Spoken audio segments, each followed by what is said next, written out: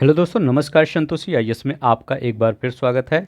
आज हम यहाँ करेंगे 1997 का जितना भी प्रश्न बना था आपके पेपर में, लोक सेवा आयोग द्वारा पूछा गया था, उसको करेंगे। उससे पहले आप आज देख रहे होंगे थोड़ा सा चेंज आया है, ठीक है। इसके पीछे एक रीज़न है। फर्स्ट रीज़न ये है, मैं हमेशा इनोवेशन करना चाहता हूँ, ठीक है। मतलब मैं ये सोचता हूँ कि जो यूट्यूब पे ना हुआ हो वो मैं आपको दे दूँ, ठीक है।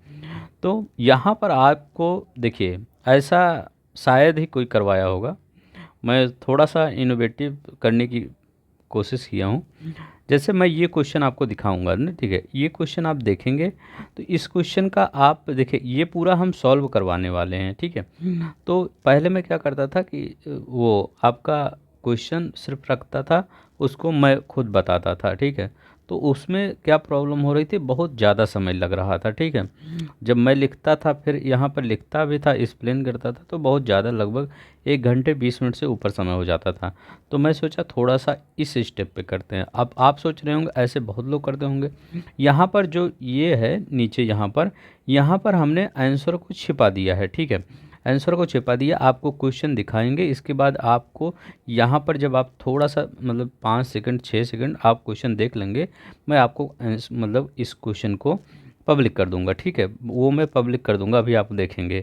इसके बाद क्या होगा, जो नीचे होगा वो थोड़ा सा मैं एक्सप्लेन भी कर दूंगा कि क्या क्या कहना चाह रहा है, ठीक है। तो इससे ये होता है कि थोड़ा सा हो सकता है आपका टाइम बच जाए, ठीक है। तो मैं हमेशा सोचता हूँ कि आपका टाइम भी बच जाए, सिलेबस भी कवर हो जाए, ठीक है। तो चलते हैं। जो लोग नए होंगे प्लीज़, अगर 1991 से 2023 तक पढ़ना चाहते हैं आप पुराना पेपर, तो प्लीज़ इस चैनल को सब्सक्राइब कर लीजिए, क्योंकि हम पूरा करवाने वाले हैं, ठीक है। ये बुक, ठीक है। तो चलते हैं, शुरू करते हैं, ठीक है। तो आपको थोड़ा सा हो सकता है फ्रंट में सेंटर में कोई क्वेश्चन ना दिखे, क्योंकि मैं इसको छुपाने की कोशिश करूँगा, ठीक है। और थोड़ा सा आपको समय दूंगा। ऐसे ये होगा कि आप ये जो क्वेश्चन है इस पर थोड़ा सा टाइम देंगे, तो अगर आप टाइम देंगे तो आपको काफ़ी लंबे समय तक याद रहेगा, रिकॉल करने में प्रॉब्लम नहीं होगी, ठीक है। तो चलते हैं, शुरू करते हैं। हो सकता है आपका टाइम लिया हूँ, उसके लिए सॉरी, बट कुछ चेंज करता हूँ तो उसको बताना भी पड़ता है कि हमने चेंज क्यों किया है, ठीक है।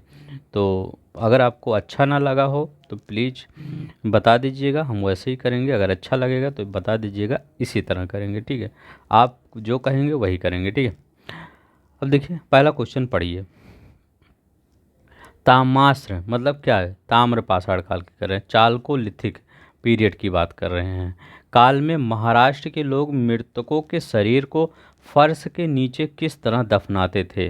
तो आपको ऑप्शन दिया गया है, इसको बताना है किस तरह से दफनाते थे, ठीक है। North to south position, east to west position, या साउथ टू नॉर्थ, या वेस्ट टू ईस्ट पोजीशन, ठीक है। तो आप बताइए किस तरह से दफनाते थे। तो ये किस तरह से दफनाते थे, तो हम आपको आंसर दिखाते हैं। सी वाला आंसर हो, ये ए वाला, ठीक है। तो ए वाला उत्तर से दक्षिण की तरफ दफनाते थे। तो ये देखिए यहाँ पर, अब आपको यहाँ पर आंसर दिख लिया। मैं पहले ये बताना चाहता हूँ, इसी तरह मैं पढ़ाऊँगा, ठीक है। तो उत्तर से दक्षिण की तरफ दफनाते थे। तो ये देखिए, ताम्र पाषाण संस्कृत के चौथे कालखंड में पाई गई थी, ठीक है। मतलब जो ताम्र पाषाण संस्कृत है, ये पाषाण जो संस्कृत है उसके चौथे कालखंड में पाई गई थी ये। और ये इसकी प्रमुख संस्कृतियाँ कायथा, आहाड़, मालवा और जारवे हैं, ठीक है। इनाम गांव में जारवे संस्कृत चरण की सबसे व्यापक तस्वीर उभरती है। किस गांव में, इनाम गांव में, जारवे, ठीक है। जारवे ये कहाँ है, जो महाराष्ट्र की संस्कृत है। तो ये जो जारवे है ये सब, तो ये कहाँ की है, महाराष्ट्र की जारवे संस्कृत है। इसकी समान स्थिति 1400 से 700 के बीच में है, ठीक है। अब यहाँ पर देखिए, यहाँ बहुत सारे समाधान कलश मिले हैं। कलश घरों में फर्श के नीचे उत्तर से दक्षिण की तरफ, मतलब जो शव होता था वो आपका उत्तर से दक्षिण ऐसे दफनाया जाता था, ठीक है। इस तरह से दफनाया जाता था, ठीक है। ऐसे ऐसे नॉर्थ टू साउथ से दफनाया जाता था के पाषाण काल में, ठीक है, जारवे संस्कृत में। तो याद रखिएगा, ये इसमें कौन सा होगा, पहला वाला होगा, देख लीजिए। अब देखिए ये वाला बताइए। मानव द्वारा सर्वप्रथम प्रयुक्त अनाज था, क्या अनाज था मानव द्वारा सर्वप्रथम प्रयुक्त अनाज? तो मानव द्वारा सर्वप्रथम प्रयुक्त अनाज क्या था? बारले था, जौ था। ठीक है, तो ये देखिए यहाँ पर आंसर बारले। ठीक है, तो मानव द्वारा सर्वप्रथम प्रयुक्त अनाज क्या था? जौ था। नवपाषाण सभ्यता के प्रारंभ में मेसोपोटामिया क्षेत्र में सर्वप्रथम अनाज खाद्यान्न के रूप में प्रयोग किया गया था। ठीक है, जिसका प्रमाण 7वीं शताब्दी ईसा पूर्व मिला है। तो मेसोपोटामिया जो मिस्र वाला वो एरिया था, सभ्यता था, वहाँ पर इसी अनाज का प्रयोग किया गया था, बारले। तो मानव द्वारा, ये नहीं पूछ रहे हैं कि भारत में सबसे पहले कौन से अनाज का प्रयोग किया गया था, मानव द्वारा मतलब पूरे विश्व में। तो कौन सा अनाज था? बारले। ठीक है, तो चलते हैं नेक्स्ट देखते हैं। अब यहाँ पे निम्नलिखित में से किसका संकलन ऋग्वेद पर आधारित है? किसका संकलन ऋग्वेद पर आधारित है? तो किसका संकलन ऋग्वेद पर आधारित है? तो बताइए, ये देखिए आंसर आप देखिए बी, सामवेद। सामवेद का संकलन किस पर आधारित है? ऋग्वेद पर ही आधारित है। सामवेद का संकलन किस पर? अब देखिए इसमें कितने, सामवेद में कितनी ऋचाएँ हैं? 1549 ऋचाएँ हैं। इनमें से मात्र 78 ही नई हैं, अन्य ऋग्वेद से ली गई हैं। मतलब जो 78 हैं वो ऋग्वेद से ही ली गई हैं, जो 1549 है। और सभी मतलब 78 मात्र 78 नई है, और जितनी 78 हटा देंगे वो पूरा ऋग्वेद का ही कॉपी है, पेस्ट है। ठीक है, तो ऐसे याद रखिएगा। अब ये वाला बताइए, ये वाला देखिए, आंसर तो आप नहीं देख पा रहे हैं, अभी तो मैं दिखाई देता हूँ। ठीक है, बताइए निम्नलिखित में से कौन सा बंदरगाह पोडोकी नाम से दी पेरिप्लस ऑफ द इरिथियन सी के लेखक को ज्ञात था? बताइए, बहुत ही इंपॉर्टेंट है। Which one of the following part by the period name was known as a Poduke to the author of the Periplus of the Erythraean Sea? तो कौन है?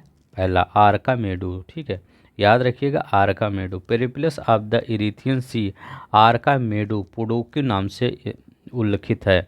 आर्कामेडू का उत्खनन 1945 में भारतीय पुरातत्व सर्वेक्षण विभाग ने करवाया था। कब? 1945 में।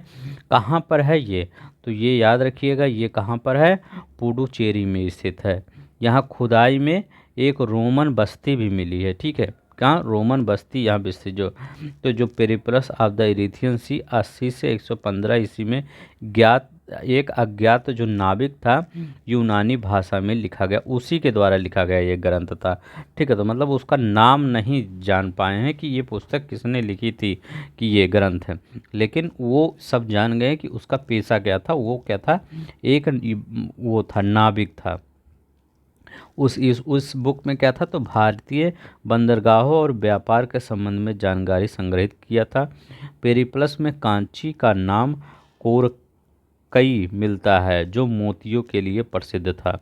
तो याद रखिएगा, कौन? पेरिप्लस में लिखा गया था कि उसमें कांची का जो नाम है वो कोरकई मिलता है। तो किसके लिए प्रसिद्ध था? कांची, मोतियों के लिए प्रसिद्ध था। तो ये याद रखिएगा। अब ये देखिए, तोलका पीयम ग्रंथ संबंधित है। किससे? तोलका पीयम ग्रंथ संबंधित है। तो किससे संबंधित है? तो व्याकरण और काव्य से संबंधित है। तो याद देखिए, यहाँ था व्याकरण और काव्य से। देखिए, द्वितीय संगम के एकमात्र अवशिष्ट ग्रंथ तोलका पीयम के रचनाकार तोलक पियार थे।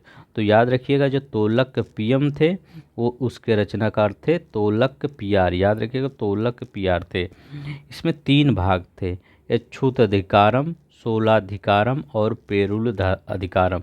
मतलब इसी ग्रंथ के 3 भाग थे। अब देखिए, तोलकपियम तमिल व्याकरण का ग्रंथ है। कौन सा? यहाँ पर लिखा गया ना, तमिल व्याकरण का ग्रंथ है। तो ये द्वितीय संगम का आयोजन कपाटपुरम अलवई में हुआ, जिसकी अध्यक्षता अगस्त ऋषि ने की थी। तो सबसे इम्पोर्टेंट यही है कि द्वितीय संगम की अध्यक्षता किसने किया था? तो द्वितीय संगम की अध्यक्षता अगस्त ऋषि ने किया था। किसने? अगस्त ऋषि ने किया था, याद रखिएगा ये। अब ये तोलकपियम कौन सा ग्रंथ है? ये व्याकरण से रिलेटेड है। अब इन्हीं के नाम से मिलता जुलता तोलकपियार है, यही रचना किए हैं। बस इतना याद रखिएगा। चलते हैं नेक्स्ट देखते हैं। कर्म का सिद्धांत संबंधित है। तो बताइए, कर्म का सिद्धांत किससे संबंधित है? तो कर्म का सिद्धांत किससे संबंधित है? मीमांसा से संबंधित है। किससे? मीमांसा से संबंधित है। चलते हैं आंसर भी आपको दिखाते हैं। मीमांसा देखिए, वेद के दो भाग हैं, कर्म कांड और ज्ञान कांड। कौन? कर्म कांड और ज्ञान कांड। ब्राह्मण ग्रंथों में वैदिक कर्म कांडों का विशिष्ट विवरण है तथा उपनिषदों में ज्ञान कांड का प्रतिपादन किया गया है। ठीक है, तो वैदिक कर्म कांडों में मतलब ब्राह्मण ग्रंथ में वैदिक कर्म कांड है तथा उपनिषदों में ज्ञान का प्रतिपादन। मीमांसा, जिसे पूर्व मीमांसा भी कहते हैं, जिसे मीमांसा है ना, इसी को पूर्व मीमांसा कहते हैं। ठीक है, ये देखिए, इसका उद्देश्य वैदिक कर्मकांडों के संबंध में निर्णय देना था, उनकी दार्शनिक महत्व का प्रतिपादन करना था। ठीक है, यह मत वेद के औरों से यह नित्य मानता है। उपनिषद तथा उत्तर वो वेदांत उत्तर में मीमांसा कहे जाते हैं। तो उपनिषद तथा वेदांत उत्तर मीमांसा कहे जाते हैं। तो कई बार आपके पेपर में क्वेश्चन पूछा जाता है कि वेदांत क्या है, उत्तर वेदांता। तो इसका अब मैं आपको कैसे बताया हूँ, जैसे उत्तर में दूँ तो आप कहेंगे बाद में। ठीक है, वेदांत उत्तर बाद में दीजिए। ठीक, ऐसे ही याद करिए, क्योंकि कर्मकांड के स्थान पर ज्ञान का विवेचन मिलता है। पूर्व मीमांसा के प्रणेता कौन थे? जैमिनी थे। ये कई बार आपके पेपर में पूछा गया है कि पूर्व मीमांसा के प्रणेता कौन थे? जैमिनी थे। ठीक है, जिनका ग्रंथ मीमांसा सूत्र इस दर्शन का सूत्र है। तो ये याद रखिएगा, पूर्व मीमांसा जैमिनी और उत्तर मीमांसा वेदरायण थे। ठीक है, उत्तर मीमांसा वेदरायण और पूर्व मीमांसा जैमिनी, याद रखिएगा। अब ये वाला क्वेश्चन देखिए, निम्नलिखित में से कौन प्रस्थानत्रयी सम्मिलित नहीं है? बताइए, प्रस्थानत्रयी में कौन सा सम्मिलित नहीं है? तो कौन सा सम्मिलित नहीं है प्रस्थानत्रयी में? तो भागवत प्रस्थानत्रयी में सम्मिलित नहीं है, याद रखिएगा। कौन? भागवत। अब देखिए यहाँ पर भागवत प्रस्थानत्रयी में ये नहीं है। वेदांत दर्शन के 3 आधार हैं। कौन कौन? उपनिषद है, ब्रह्मसूत्र है और भगवत गीता है। प्रस्थानत्रयी में प्रवृत्त और निर्वृत्त दोनों मार्गों का तात्विक विवेचन है। ये थोड़ा सा संस्कृत वाला आ रहा है। इनमें उपनिषद और श्रुति प्रस्थान है, भगवत गीता को स्मृति प्रस्थानों और ब्रह्म सूत्रों को न्याय प्रस्थान कहा गया है। तो इन्हें वेदांत दर्शन का प्रस्थानत्रयी कहा जाता है। प्रस्थानत्रयी के भाष्यकारों में शंकराचार्य, ये याद रखिएगा, प्रस्थानत्रयी के भाष्यकारों में शंकराचार्य हैं, रामानुजन है, मध्वाचार्य है, निम्बार्क है, वल्लभ है आदि विशेष रूप से उल्लेखनीय हैं। इनके दार्शनिक सिद्धांतों को क्रमशः अद्वैतवाद। ठीक है, तो अब ये देखिए यहाँ पर पढ़िए, शंकराचार्य किससे रिलेटेड है? अद्वैतवाद। ठीक है, अब देखिए हमेशा यही पूछता था कि शंकराचार्य अद्वैत। अब देखिए यहाँ पर एक नया क्वेश्चन आपको बनाया था कि प्रस्थानत्रयी में सम्मिलित नहीं है। तो प्रस्थानत्रयी में भागवत नहीं सम्मिलित था। तो ये इसी से सब रिलेटेड है, लेकिन इस बार नया क्वेश्चन बना दिया आपसे। ठीक है, तो ऐसे क्वेश्चन आपको मिलेंगे। अब देखिए रामानुजन किससे संबंधित है? तो रामानुजन विशिष्ट द्वैतवाद। कैसे हम याद करवाएं कि राम जी जो हैं वो विशिष्ट हैं? तो रामानुजन विशिष्ट द्वैतवाद, शंकराचार्य अद्वैतवाद। अब देखिए यहाँ मध्वाचार्य हैं, मध्वाचार्य द्वैतवाद होंगे। तो मध्वाचार्य कौन होंगे? द्वैतवाद होंगे। ठीक है, मध्वाचार्य दैत्यवाद। इसके बाद निम्बार्क का, निम्बार्क किससे होंगे? दत्ता दैत्यवाद। ठीक है, निम्बार्क दत्ता दैत्यवाद और वल्लभा शुद्धा दैत्यवाद। ठीक है, तो वल्लभा शुद्धा दैत्यवाद। ठीक है, तो ऐसे याद कर लिए, वल्लभ भाई पटेल क्या थे? शुद्ध थे, मतलब उनको किसी चीज़ का लालच नहीं था। ठीक है, शुद्ध दैत्यवाद ये वल्लभ, और निम्बार्क दत्ता दैत्यवाद है। ठीक है, शंकराचार्य अद्वैतवाद, रामानुजन विशिष्ट द्वैतवाद, मध्वाचार्य द्वैतवाद। ठीक, ये याद रखिए। अब देखिए यहाँ पर करा नारीश्वर मूर्ति में आधा शिव आधा पार्वती का प्रतीक है। तो कौन सा है जो आधा शिव आधा पार्वती का प्रतीक है? तो क्या है इसमें? ये तो ये कौन सा प्रतीक माना जाता है? तो वो कौन सा? Combination of God with his शक्ति, देव और उसकी शक्ति का योग होता है। ठीक है, तो यहाँ पर आंसर सी वाला होगा। ठीक है, अर्धनेश्वर के रूप में कल्पना की गई है कि शिव और पार्वती परस्पर तादात्म्य पर आधारित है। यह देव और उसकी शक्ति का प्रतीक है। जैसे हरि के रूप में शिव और विष्णु को दर्शाया गया है, जो वैष्णव और शैव धर्म के प्रमाण थे। ठीक है, ये गुप्तकालीन नई साधना पद्धति के रूप में थे। वासुदेव कृष्ण की पूजा सर्वप्रथम किसने प्रारंभ की थी? किसने प्रारंभ की थी वासुदेव कृष्ण की पूजा? तो किसने प्रारंभ की थी? तो ये भागवतों ने प्रारंभ की थी। किसने? भगवतों ने प्रारंभ की थी। वैष्णव धर्म का विकास भागवत धर्म से हुआ है। परंपरा के अनुसार इसके प्रवर्ती विष्णु शांतनु वंशी कृष्ण थे, जिन्हें वासुदेव का पुत्र होने के कारण वासुदेव कृष्ण भी कहा जाता है। तो कभी कभी कृष्ण भगवान का जो पर्यायवाची होता है वासुदेव पुत्र भी होता है। ठीक है, क्योंकि वो वासुदेव के पुत्र थे। और छंदोग उपनिषद में इन्हें देव की पुत्र कहा जाता है। घोर अंगिरिस का शिष्य बताया गया है। किसका? घोर अंगिरिस का शिष्य किसको? कृष्ण को बताया गया है। कृष्ण क्या थे? कृष्ण में उन्हें कृष्ण के अनुयायी उन्हें भागवत, जैसे जिसका मतलब होता है पूज्य, कहते थे। इनके अनुसार भागवत कहलाते थे। महाभारत काल में कृष्ण का तादात्म्य विष्णु से किया गया है। भागवत धर्म वैष्णव धर्म बन गया। तो जो आपका भागवत धर्म है आगे चलकर वैष्णव धर्म भी वही कहलाया। ठीक है, जिसका उत्तर प्रदेश के अगर परिप्रेक्ष्य में देखें यहाँ पर काफ़ी इसका इतिहास देखने को मिलता है। ठीक है, जब हम उत्तर प्रदेश स्पेशल करेंगे तब हम उसके बारे में आपको डिटेल में बताएंगे। काव्य शैली का प्राचीनतम नमूना किसके अभिलेख में मिलता है? अर्लीस्ट स्पेसिमेन काव्य स्टाइल इज फाउंडेड किसके मिलता है? तो किसके? काठीवाड़ा के रुद्रदामन के अभिलेख में। ठीक है, किसके? काठीवाड़ा के रुद्रदामन का जूनागढ़ अभिलेख। तो सबसे ज़्यादा यही क्वेश्चन पूछा जाता है कि जूनागढ़ अभिलेख किससे रिलेटेड है? तो रुद्रदामन से रिलेटेड है। ठीक है, और इसमें क्या पढ़ सकते हैं? देखिए, विशुद्ध संस्कृत में लिखा हुआ उसका एक लेख प्राचीनतम अभिलेख माना जाता है। यह गिरनार जिले में शक संवत 72 में उत्कीर्ण किया गया था। ठीक है, अब देखिए यहाँ पर आपको कह रहे हैं कौन सा जोड़ा सुमेलित नहीं है। कह रहे हैं रवि कीर्ति। ठीक है, तो रवि कीर्ति पुलकेशिन द्वितीय से रिलेटेड कि रवि कीर्ति किसके दरबारी कवि थे? पुलकेशिन द्वितीय के। तो एकदम सही है। भवभूत किसके दरबारी कवि थे? तो ये किसके थे? कन्नौज के यशो बर्मन के। ठीक है, अब यहाँ बताइए हरिशेड़। हरिशेड़ किसके थे? तो याद रखिएगा हरिशेड़ समुद्रगुप्त आता है, हर्ष नहीं आता। नहीं तो हा से हरिशेड़, हा से हर्ष लिख दिए। नहीं, ये समुद्रगुप्त से रिलेटेड है। ठीक है, समुद्रगुप्त से रिलेटेड है। ठीक है, ये याद रखिएगा। अब देखिए यहाँ पर दंडी। दंडी नरसिम्ह वर्मन से रिलेटेड है। तो ये देखिए रवि कीर्ति पुलकेशिन द्वितीय भवभूति कन्नौज के शासक यशोवर्मन दंडी सिंह नरसिंह वर्मन के दरबारी कवि थे। रवि कीर्ति पुलकेशिन द्वितीय के, भवभूत यशोवर्मन के। ठीक है, और वो कन्नौज के यशोवर्मन की बात कर रहे हैं। हरिशेठ किससे? समुद्रगुप्त से। ठीक है, हर्ष का दरबारी कवि कौन था? बाण भट्ट था। ये याद रखिएगा, हर्ष का दरबारी कवि बाण भट्ट, जिन्होंने हर्ष चरित की रचना की थी। ठीक है, तो बाण भट्ट किसकी? हर्ष चरित की रचना की थी, जिसने हर्ष के बारे में बताया गया है। नरसिम्हा द्वितीय ने कांची का कैलाश मंदिर का निर्माण करवाया था। किसका? कांची के कैलाश मंदिर का निर्माण करवाया था। दंडी ने 10 कुमार चरितम की रचना की थी। तो ये बहुत इंपॉर्टेंट है, 10 कुमार चरितम।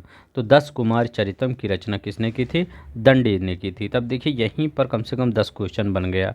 एक क्वेश्चन ये बन गया कि बाण भट्ट था जिसने हर्षचरित की रचना किसने की थी? बाण भट्ट ने। ठीक है, हर्ष किसके? तो हर्ष किसके? हर्षवर्धन का दरबारी कवि। नरसिंह में कैलाश मंदिर का निर्माण, दंडी ने 10 कुमार चरित्र।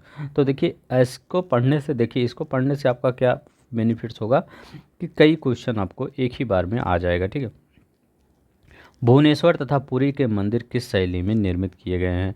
बताइए, भुवनेश्वर और पुरी के मंदिर किस, देखिए आपको आंसर नहीं मिल रहा है, अब आपको सोचेंगे, ठीक है। अब वैसे तो मैं आप सिर्फ करवा देता, भुवनेश्वर और पुरी के मंदिर किस शैली में स्थित हैं? नागर शैली में, बस इसके बाद आगे बढ़ जाता। तो इसका आंसर क्या होगा? इसका आंसर भी यही होगा, नागर शैली, ठीक है। तो भुवनेश्वर और पुरी के जो मंदिर हैं, जो आपका जैसे यहाँ पर, ठीक है, ये यहाँ पर, तो जो उत्तर भारत के, ये क्या कहते हैं, जैसे ये, सॉरी ये सही नहीं बन पाया है, तो जो यहाँ उत्तर भारत की ये नागर शैली में सब बन रहे थे, और मध्य भारत में जो नीचे थे ये बेसर में, तो बेसर में और नीचे से द्रविड़ शैली में सब मंदिर बन रहे थे, ठीक है। तो याद रखिएगा, ये बेसर मध्य में बन रहे थे, ये द्रविड़ दक्षिण में बन रहे थे, नागर उत्तर में, ठीक है। तो भुवनेश्वर तथा पुरी के मंदिर किस शैली में बने हैं? नागर, क्योंकि बहुत लोग वहाँ पर बेसर लगा सकते हैं, क्योंकि सोचेंगे मध्य में बना है भुवनेश्वर, ये मध्य में है ना, सोचेंगे ये, लेकिन ये नागर शैली में बना है। तो देखते हैं एक्सप्लेनेशन क्या कह रहा है। भारतीय स्थापत्य कला में मंदिरों की तीन शैली प्रसिद्ध रूप है। नागर शैली देखिए समस्त उत्तरी भाग में प्रचलित है, और द्रविड़ शैली का दक्षिण भाग में, विशेषकर कृष्णा नदी और कन्याकुमारी के मध्य। तो जो कृष्णा नदी है, मतलब वो तेलंगाना उलंगाना के साइड, ठीक है, तो और ये आंध्र प्रदेश की साइड, तो वहाँ से कन्याकुमारी तक देखते हैं। और बेसर शैली का विकास द्रविड़ शैलियों के मिश्रण से हुआ है। उड़ीसा के ज़्यादातर मंदिर, बेसर शैली का विकास नगर द्रविड़ शैलियों के मिश्रण से, वो नागर और द्रविड़ शैलियों का, तो बेसर क्या होता है? दोनों का मिक्स है। किसका? नागर उत्तर वाला और दक्षिण वाले का जो मिक्स होता है वो बेसर होता है, ठीक है। तो यहाँ जैसे नागर है ऊपर, ठीक है, ये नागर है और यहाँ बेसर है, वो यहाँ द्रविड़ है, तो इसके बीच में बेसर शैली जो होता है उसका। अब देखिए, उड़ीसा के ज़्यादातर मंदिर क्या नागर शैली में निर्मित है। पुरी का जगन्नाथ मंदिर, कोणार्क का विश्व प्रसिद्ध सूर्य मंदिर, ठीक है, जो हेरिटेज यूनेस्को के साइट में है, नागर शैली का उत्कृष्ट उदाहरण। भुवनेश्वर का लिंगराज मंदिर में नागर शैली का उत्कृष्ट देखा। तो याद रखिएगा, जो जितने भी उड़ीसा के प्रसिद्ध मंदिर हैं उनका विकास किस में हुआ है? वो नागर शैली में हुआ है। बेसर मत लगाइएगा, क्योंकि ये सब बात कर रहे हैं मध्य भारत की। मध्य भारत में भी उड़ीसा ही आ जाता है ना, क्योंकि वो उसका अगर देखा जाए तो मध्य में ही लगभग पड़ता है, ठीक है। तो नागर शैली याद रखिएगा, बेसर मत याद रखिएगा। चलिए मध्यकालीन भारत में आ जाते हैं। यहाँ से हर बार क्वेश्चन, इस बार भी आपके आर ओ यारों में पूछा गया है। तो पहले ये बताइए कौन सा आपका सही है। तो मिलान करना है ना, तो थोड़ा सा छोटा करते हैं। अब मिलाइए, आप वीडियो पॉज करके मिलाइए, देखिए आपका सही हो रहा है कि नहीं सही हो रहा है, ठीक है। तो सही कर पा रहे हैं कि नहीं, कौन सा इसका सही होगा? तो शायद मिला लिए होंगे। चलिए हम बताते हैं कौन से। जियाउद्दीन बर्नी, तो जियाउद्दीन बर्नी ने तारीख ए फिरोज शाही की रचना की थी। तो जियाउद्दीन बर्नी ने तारीख ए फिरोज शाही, तो कहाँ गया ये, यहाँ पे जाएगा, ठीक है। अब हसम निजामी ने किसकी रचना की थी? तो हसम निजामी ने ताजुल मासिर की रचना की थी। हसन निजामी ने ताजुल मासिर की। मिनहाज उस सिराज बहुत इंपॉर्टेंट है। मिनहाज उस सिराज तबक़ेत नसीरी, ठीक है, तबक़ेत नसीरी, याहिया बिन अहमद, इसकी तारीख ए मुबारक शाही, तो ये वो इसमें चला जाएगा, ठीक है। एक बार दिखा ही देते हैं आपको। जियाउद्दीन बर्नी तारीख फिरोज शाही, हसन निजामी ताजुल मासिर, मिनाज उस सिराज ने तबक़ीत नसीरी की रचना की थी। ताहिया बिन अहमद ने तारीब ये मुबारक शाही की रचना की थी। तो चलते हैं हम अपना आंसर देखते हैं, डी वाला होगा, ठीक है। तो अब आपका आंसर डी वाला होगा। चलते हैं नेक्स्ट देखते हैं, इसको करिए। देखिए, अगर आपको ऐसा मतलब मेथड पसंद आ रहा होगा तो प्लीज़ आप बता दीजिएगा कि हमें ये मेथड पसंद आ रहा है, ऐसे करवाइए, या सिर्फ हम आपको वही करवा देंगे जैसे पहले लाते थे, ठीक है। तो इसका बताइए, तो इसमें आपका कौन सा सही होगा? देखिए, पहले का क्या होगा? फिरोज तुगलक, ठीक है। तो फिरोज तुगलक ने क्या किया था? फिरोज शाह तुगलक ने किया था। तो फिरोज शाह तुगलक ने नहरों का निर्माण किया था। तो याद रखिएगा, फिरोज शाह तुगलक नहरों का निर्माण से संबंधित है। बलवन, बलवन, ठीक है। तो बलवन किससे रिलेटेड है? तो बलवन रिलेटेड है नवरोज त्यौहार से, ठीक है। वो सॉरी, यह अलाउद्दीन नहीं, बलवन किसने? नवरोज त्यौहार से। ये Jahangir sir Thomas Roe, simple ही क्वेश्चन था। अलाउद्दीन खिलजी दीवाने रियासत। चलते हैं, पढ़ते हैं, देखते हैं। तो इसका देखिए, फिरोज शाह तुगलक ने अनेक लोक कल्याणकारी कार्य किए, उसमें नहरों का निर्माण करवाया। बलबन ने अपने शासनकाल में ईरानी त्यौहार, तो कौन सा त्यौहार था ये, एक ईरानी त्यौहार था, नवरोज, मनाने की प्रथा की शुरुआत की। तो किसने मनाने की प्रथा की शुरुआत की, बलबन ने की। अब देखिए, बलबन ने सिजदा पाबोस पद्धति को चलाया। तो आप यहाँ और याद करिए कि सिजदा और पाबोस पद्धति को किसने चलाया, बलबन ने चलाया। यह एक प्रकार की समान पद्धति थी। बलबन ने तुर्कान चहलगामी खत्म किया। ठीक है, कौन, बलबन ने। तो ये पूछा गया है आपके पेपर में कि तुर्कान चहलगामी किसने ख़त्म किया और नवरोज को किसने शुरू किया। तो कभी कभी आप कंफ्यूज होते होंगे, नवरोज आता होगा तो आपके दिमाग में ख़त्म करने वाला नहीं, नवरोज को शुरू किया था। और तुर्कान चहलगामी ये किसने बनाया था, इल्तुतमिश ने बनाया था, उसको ख़त्म कर दिया था। अलाउद्दीन ने बाजार नियंत्रण के लिए दीवाने रियासत नामक विभाग की स्थापना की। तो बाजार नियंत्रण के लिए किस विभाग की, दीवाने रियासत विभाग की। ब्रिटिश राजदूत सर टॉमस रो ने मुगल बादशाह जहांगीर के शासनकाल में अनेक मतलब शासनकाल में उसके दरबार में व्यापारिक सुविधाओं की आशा से उपस्थित हुआ। मतलब इसका मतलब कहने का है कि टॉमस रो सोचता था कि थोड़ा सा हमको व्यापार करने की अनुमति मिल जाए। ठीक है, तो यहाँ पर कौन सा आपका सही होगा, बी होगा। ठीक है, तो चलते हैं बी वाला करके आगे बढ़ते हैं। 15 देखते हैं, इसमें भी टाइम लग रहा है लेकिन इसमें थोड़ा सा एक्सप्लेन हो जा रहा है अच्छे से। अलाउद्दीन के दक्षिणी अभियान में धन प्राप्ति के अभियान थे। वह दक्षिणी राज्यों पर कब्जे करना चाहता था। तो इसमें बताइए ट्रू कौन सा है, फॉल्स कौन सा है। ठीक है, ये यहाँ डी तक है। ठीक, बताइए इसमें कौन सा है।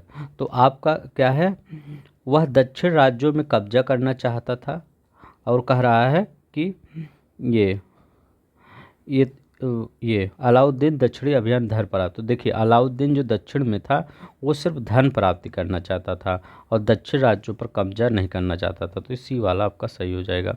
अलाउद्दीन पहला सुल्तान था जिसने दक्षिण भारत को जीतने का प्रयास किया। अलाउद्दीन का दक्षिणी अभियान साम्राज्य विस्तार के लिए न होकर उसकी धन की इच्छा थी। ठीक है, अलाउद्दीन दक्षिण के राज्यों पर कब्जे करने का प्रयास नहीं, सिर्फ धन प्राप्त करके वापस लौट आया था। ठीक है, तो ये याद रखिएगा, बहुत इंपॉर्टेंट है, ये आपके पेपर में आ सकता है दोबारा।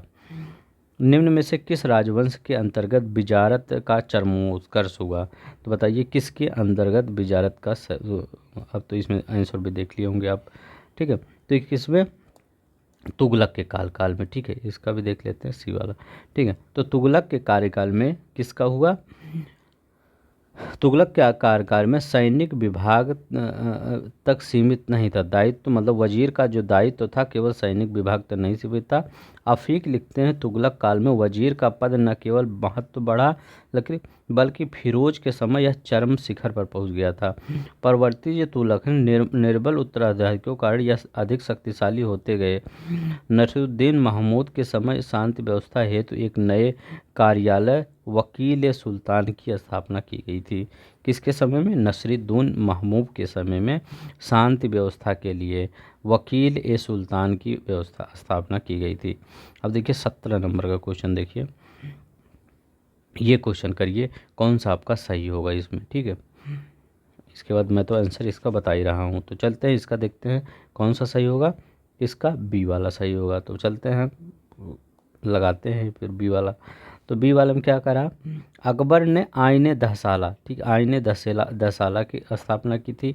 मोहम्मद बिन तुगलक ने प्रतीक सांकेतिक मुद्रा टोकन करेंसी का प्रयोग किया था। इल्तुतमिश, ठीक है, तो इल्तुतमिश चहलगामी, तुर्कान चहलगामी जो भी हम बताएं, देखिए यही क्वेश्चन वहाँ भी आया था लगभग। शेर शाह सूरी सड़क आजम कहा जाता था, ग्रांड ट्रैंक रोड, ये सब वही बनाया था। ये देखिए भू राजस्व वसूल के लिए एक नई प्रणाली आईने दहसाला, ठीक है, किसके लिए था, भू राजस्व वसूली के लिए। यह किसकी सहायता से बनाया गया था, अकबर के द्वारा, टोडर मल की सहायता से। अकबर ने 1580 में शुरू किया था। 1329 से 30 इसके आसपास मोहम्मद बिन तुगलक। तो याद रखिएगा ये जो आईने ये दहसाला है 1580 में के आसपास शुरू किया गया था। भू राजस्व व्यवस्था से था रिलेटेड। ठीक है, ये क्वेश्चन एक बार पूछा था कि यह किसकी सहायता से शुरू किया गया था, तो टोडर मल की सहायता से। अब देखिए यहाँ पर आसपास मोहम्मद बिन ने तांबे और पीतल के सिक्कों की सांकेतिक मुद्रा चलाया था। तो अभी तक आपके पेपर में यही पूछा गया है, सांकेतिक मुद्रा किसने चलाया था, तो आप रटे होंगे मोहम्मद बिन तुगलक ने। लेकिन जब ये भी पूछ सकता है किस प्रकार के सिक्के थे, तो तांबे और पीतल के सिक्के थे। इल्तुतमिश ने 40 सरदारों के गुट चहलगानी को समाप्त किया और शेर शाह को ये कहा जाता है सड़क ए आजम। तो सड़क ए आजम शेर शाह को कहा जाता है। चलते हैं नेक्स्ट देखते हैं। जवाबित थे, तो जवाबित क्या थे? प्लीज़ जो लोग नए होंगे सब्सक्राइब कर लेंगे चैनल को और लाइक कर देंगे। ठीक है, मेहनत मैं आप ही सबके लिए करता हूँ। देखिए आज तो बहुत ज़्यादा समय हो रहा है, तो इसका बताइए इसका कौन सा होगा आपका, तो इसका बी वाला आंसर होगा। ठीक है, राज्य कानून। ठीक है, तो राज्य कानून से जवाबित क्या थे, देख जल्दी जल्दी थोड़ा करते हैं। मुग़ल शासन का इस्लामी कानून शरीयत के अनुसार नहीं चलता था। मुग़ल काल का शासन अकबर के सरकार के आधार पर केवल शरीयत ही नहीं बल्कि अब बदायूनी के शब्दों में वह जवाबित राज्य के कानून पर आधारित था। ठीक है, 1579 में मजहर ने अकबर को इमाम और अमीर उल मोमिनीन तथा मुख्य विधिक प्राधिकारी मुजद्दिद बना दिया, जिसने कुरान को राज्य के आधारभूत कानून को मान्यता दी। अब देखिए मराठा सरदार से आया क्वेश्चन, ये देखिए राज्य के मामले में शिवाजी एक मंत्रिपरिषद से परामर्श लेते थे। प्रत्येक मंत्री अपने विभाग का स्वतंत्र प्रभार रखता था। तो इसमें कौन सा आपका सही होगा, तो ए वाला सही है परंतु आर गलत है। ठीक है, तो ये आपका गलत है। तो एक्सप्लेनेशन का देखते हैं क्या क्या कर रहा है कि शासन में सहायता के लिए अष्टप्रधान की नियुक्ति शिवाजी ने की थी। तो अष्टप्रधान पूछा जाता है किससे रिलेटेड है, तो शिवाजी से रिलेटेड है। मंत्रिपरिषद की जगह तरह लगती थी, लेकिन ये मंत्रिपरिषद अथवा सीमित की तरह कार्य नहीं करते थे। शिवाजी उनसे परामर्श जरूर लेते थे, लेकिन उसे मानने के लिए बाध्य नहीं थे। मंत्रियों का दायित्व तो केवल शिवाजी के प्रति था। ठीक है, आधुनिक मॉडर्न हिस्ट्री आ गया, तो मॉडर्न हिस्ट्री आप सबका फेवरेट है। ठीक है, हो सकता है कुछ लोग का ना हो, तो चलते हैं देखते हैं कौन सा इसमें सही है। पहला बताइए 20वां का, 20वां। अब थोड़ा सा हम क्वेश्चन नहीं पढ़ेंगे, क्वेश्चन मैं दिखा दूंगा, आप खुद ही बताइए। ठीक है, क्योंकि बहुत ज़्यादा नहीं समय हो जाएगा इसमें। तो कौन सा कह रहा है, ये 17 पर मराठा अध्यक्ष और प्रसंग बन गया था। साहू के उत्तराधिकारी पेशवा की इच्छा पर निर्भर थे। तो ये आपका सही है, दोनों ही सही है। एक्सप्लेनेशन देख लेते हैं। संगोला की संधि 1750 ईस्वी के बाद साहू के उत्तराधिकारियों की पेशवा के समक्ष कोई हैसियत नहीं रह गई। ठीक है, राजा राम द्वितीय के समय पेशवा बालाजी बाजीराव ही वास्तविक शासक था। ठीक है, लेकिन उसने अन्य मराठा सरदारों को भी स्वायत्तता प्रदान की। इसी में अनेक शक्तिशाली मराठा सरदारों का उदय हुआ, परंतु वे सभी अपने को पेशवा के अधीन समझते थे। इस समय मराठा साम्राज्य स्वरूप परिसंघ जैसा दिखता था। तो ठीक है, इसका मतलब यही होगा। तो ये इसमें क्या है याद रखने का, संगोला की संधि 1750 ईस्वी में। अब देखिए यहाँ पर कौन सा चतुराई निष्क्रियता की नीति का के साथ जुड़ा था, कौन सा जुड़ा था, ये क्या कर रहा है, मास्टरी इन एक्टिविटी, मतलब कौन जुड़ा था, तो ये जॉन लॉरेंस। ये क्या था ये बताइए, तो सर जॉन लॉरेंस ने 1864 में भारत का वायसराय बनकर भारत आया। कब, 1864 ईस्वी में ये भारत का वायसराय बनकर आया, मतलब 57 के बाद की बात है। भूटान का महत्वपूर्ण युद्ध हुआ इसके समय में, भूटान का, तो पूछ सकता है कि भूटान का महत्वपूर्ण युद्ध किसके समय हुआ, सर जॉन लॉरेंस के समय में हुआ। ये आंसर नहीं दिखा रहे थे क्या, आंसर तो आपको यहाँ मिल ही जा रहा था। ठीक है, नीचे, इसीलिए हम नहीं दिखा रहे थे। ठीक है, यहाँ पर यहाँ भी नहीं दिखाए थे, देखिए सी वाला इसका। ठीक है, नीचे मिल ही जा रहा था, इसलिए आंसर नहीं दिखाए थे। अब देखिए यहाँ पे क्या है, 1865 में भूटानियों ने ब्रिटिश साम्राज्य पर आक्रमण कर दिया और अंततः दोनों पक्षों में समझौता हुआ। अफगानिस्तान के संदर्भ में लॉरेंस ने हस्तक्षेप की नीति का पालन किया। तो लॉरेंस ने किसका? हस्तक्षेप की नीति का पालन किया। तत्कालीन शासक शेर अली से दोस्ती की। लॉर्ड मेयो 1869 में भारत का वायसराय बनकर भारत आया। ठीक है, तो ये लॉर्ड मेयो की बात कर रहे हैं। ठीक है, तो इसका तो आंसर यही होगा ना। अफगानिस्तान में लॉरेंस की नीति का समर्थन करता था और जो मेयो बजट घाटे को कम कर दिया। ठीक है,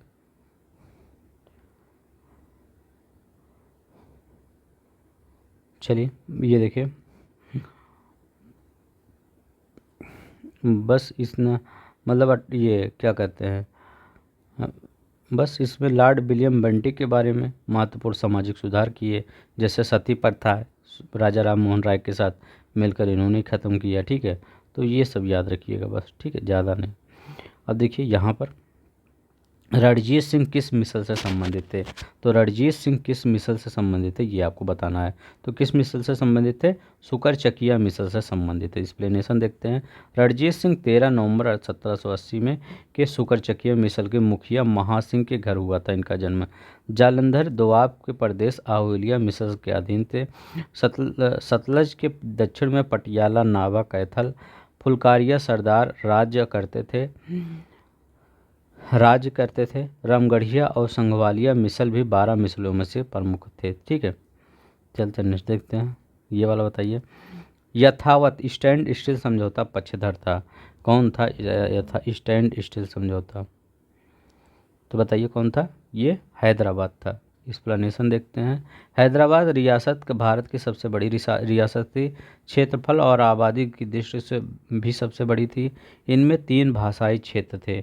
मराठी लोग थे, भाषी मराठी 22%, तेलुगु 50% थे तेलुगु भाषी। 1911 में अली उस्मान रियासत के निजाम बने और 1948 तक सत्ता पर काबिज रहे। 3 जून 1947 को माउंटबेटन ने घोषणा की, अंग्रेजी हुकूमत खत्म होने के बाद हैदराबाद रियासत पूरी तरह से स्वाधीन होगी। सितंबर 1948 में हैदराबाद रियासत को भारत में सम्मिलित करने के लिए भारतीय सेना ने, बस यही इम्पोर्टेंट है, ऑपरेशन पोलो। ठीक है, तो ऑपरेशन पोलो कब चलाया गया? हैदराबाद को भारत में सम्मिलित करने के लिए ऑपरेशन पोलो चलाया गया। ठीक है, नेक्स्ट देखते हैं 24 नंबर का क्वेश्चन। निम्नलिखित यूरोपीय संकेतों समय पर प्रवेश भारतीय व्यापार में कौन पहले आया? ठीक है, तो पहले कौन आया? पुर्तगाली आया। तो पुर्तगाली कहाँ पर? 4 जून जिसमें पहले होगा देखिए इसी में है। तो पुर्तगाली के बाद दूसरे पे डच आए, फिर कौन आए? अंग्रेज आए, लास्ट में फ्रांसीसी आए। तो सिर्फ यही देख लीजिए कौन आया। कब पुर्तगाली कब आए? 17 मई 1498 में कालीकट पर वास्को डी गामा आया।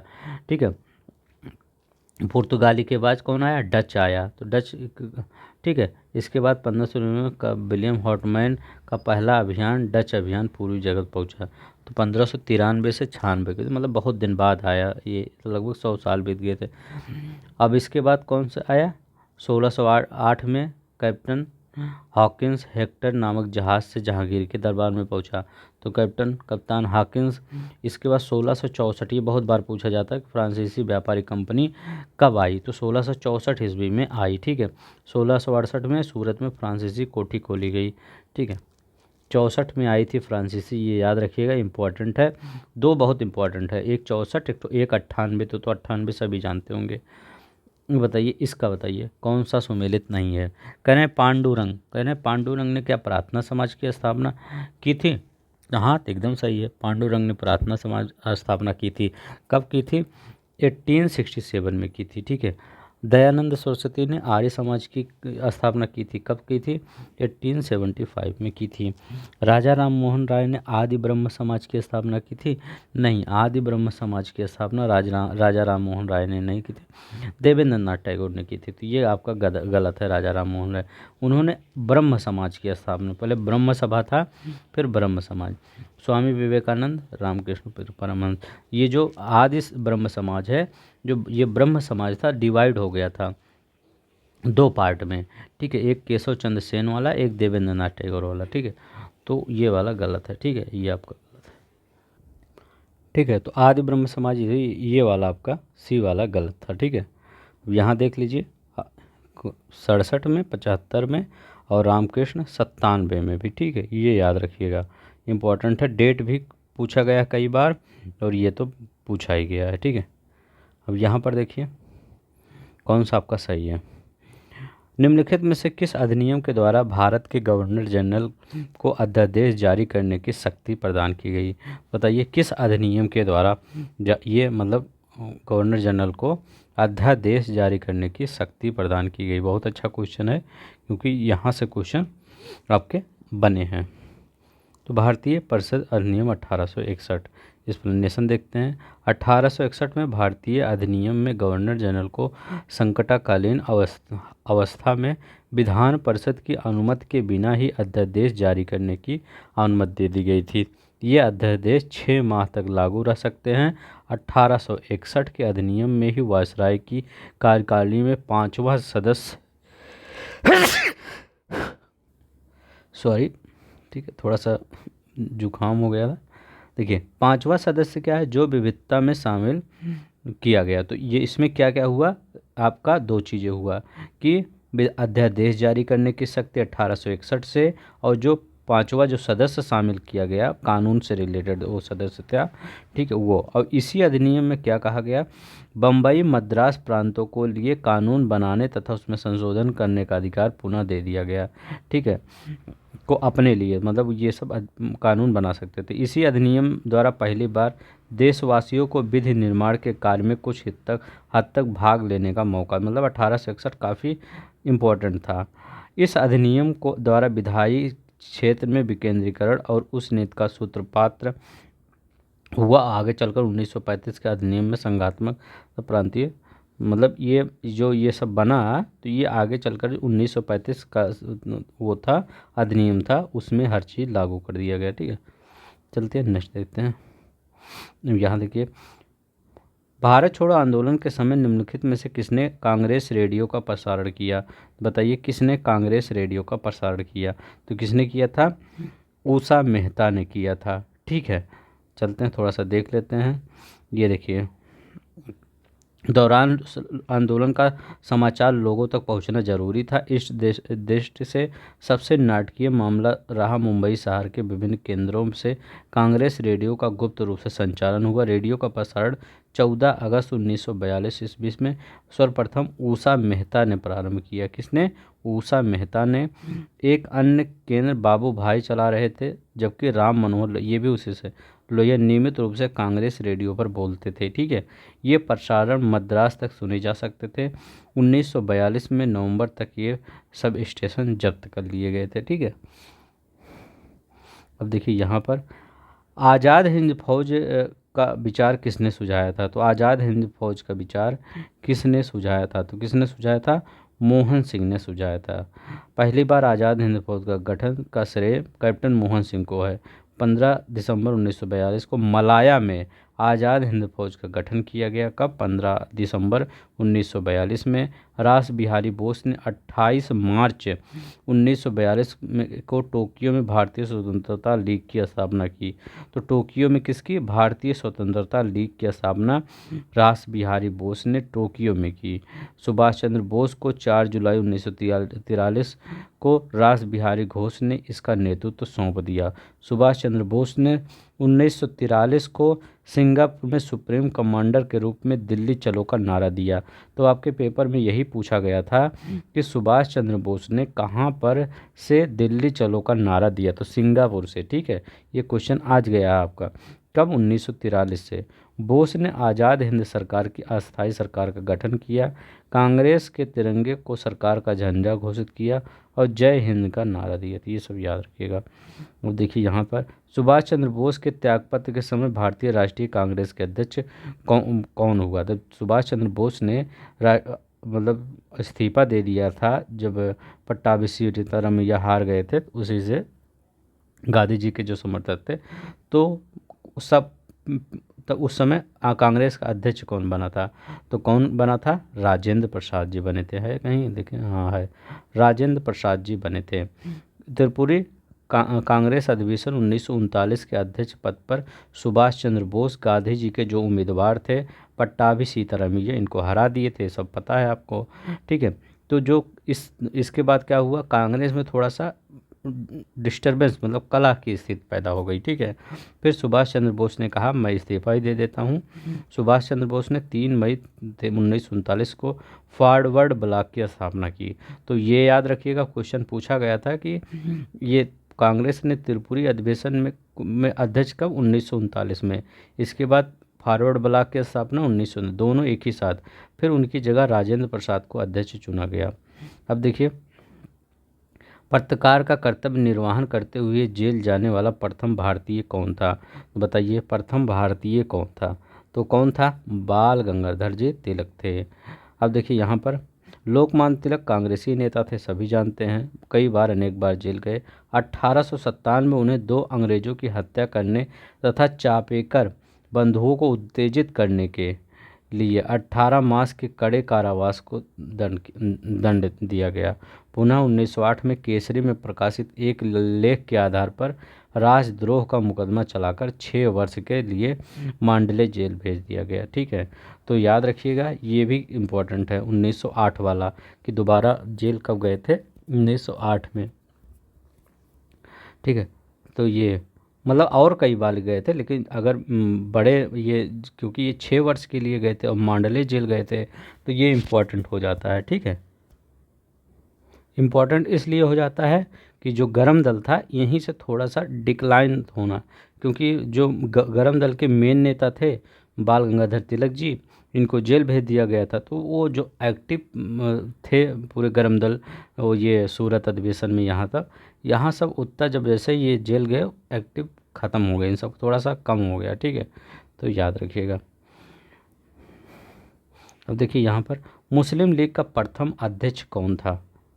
मुस्लिम लीग का प्रथम अध्यक्ष तो कौन था? आगा खां मुस्लिम लीग के प्रथम अध्यक्ष। 30 दिसंबर 1906 में जब ढाका में मोहम्मद एजुकेशन कॉन्फ्रेंस की बैठक हो रही थी, तो वह अधिवेशन में ढाका के नवाब सलीमुल्लाह खान के नेतृत्व में अखिल भारतीय मुस्लिम लीग के गठन की घोषणा की गई। ठीक, लीग का प्रथम अधिवेशन 1907 में हुआ, जिसकी अध्यक्षता आगा खां ने की। ठीक है, जैसे कांग्रेस का जो अधिवेशन हुआ था WC बनर्जी याद करते होंगे आप, यहाँ पर आगा खां याद करिए। 1908 में आगा खां को मुस्लिम लीग का अस्थायी अध्यक्ष बनाया गया। उसी वर्ष अलीगढ़ अधिवेशन में 40 सदस्यीय एक केंद्र समिति का स्थापना की गई। ठीक है, लीग की मांगे पृथक निर्वाचन मंडल, मतलब वही सब थे। ठीक है, अब देखिए ये सब, ये कौन सा सही सुमेलित करिए। ठीक है, इसमें सुमेलित कौन सा सही है? तो याद रखिए अगस्त प्रस्ताव। ठीक है, तो अगस्त प्रस्ताव किससे रिलेटेड है? तो अगस्त प्रस्ताव वायसराय कौन था? लॉर्ड लिथगो था। ठीक है, अगस्त प्रस्ताव। अब इसके बाद कौन सा, ये कब, ये अगस्त प्रस्ताव कब आया? 1940 ईस्वी में। ठीक है, अब देखिए अगस्त घोषणा और अगस्त प्रस्ताव ये दोनों अलग है। ठीक है, याद रखिए। सॉरी, ये देखिए यहाँ मैं भी कंफ्यूज हो गया। ये देखिए अगस्त जो घोषणा है वो आपका मॉन्टेगू से रिलेटेड है। ये कब आया था अगस्त घोषणा? 20 अगस्त 1917 को आया था।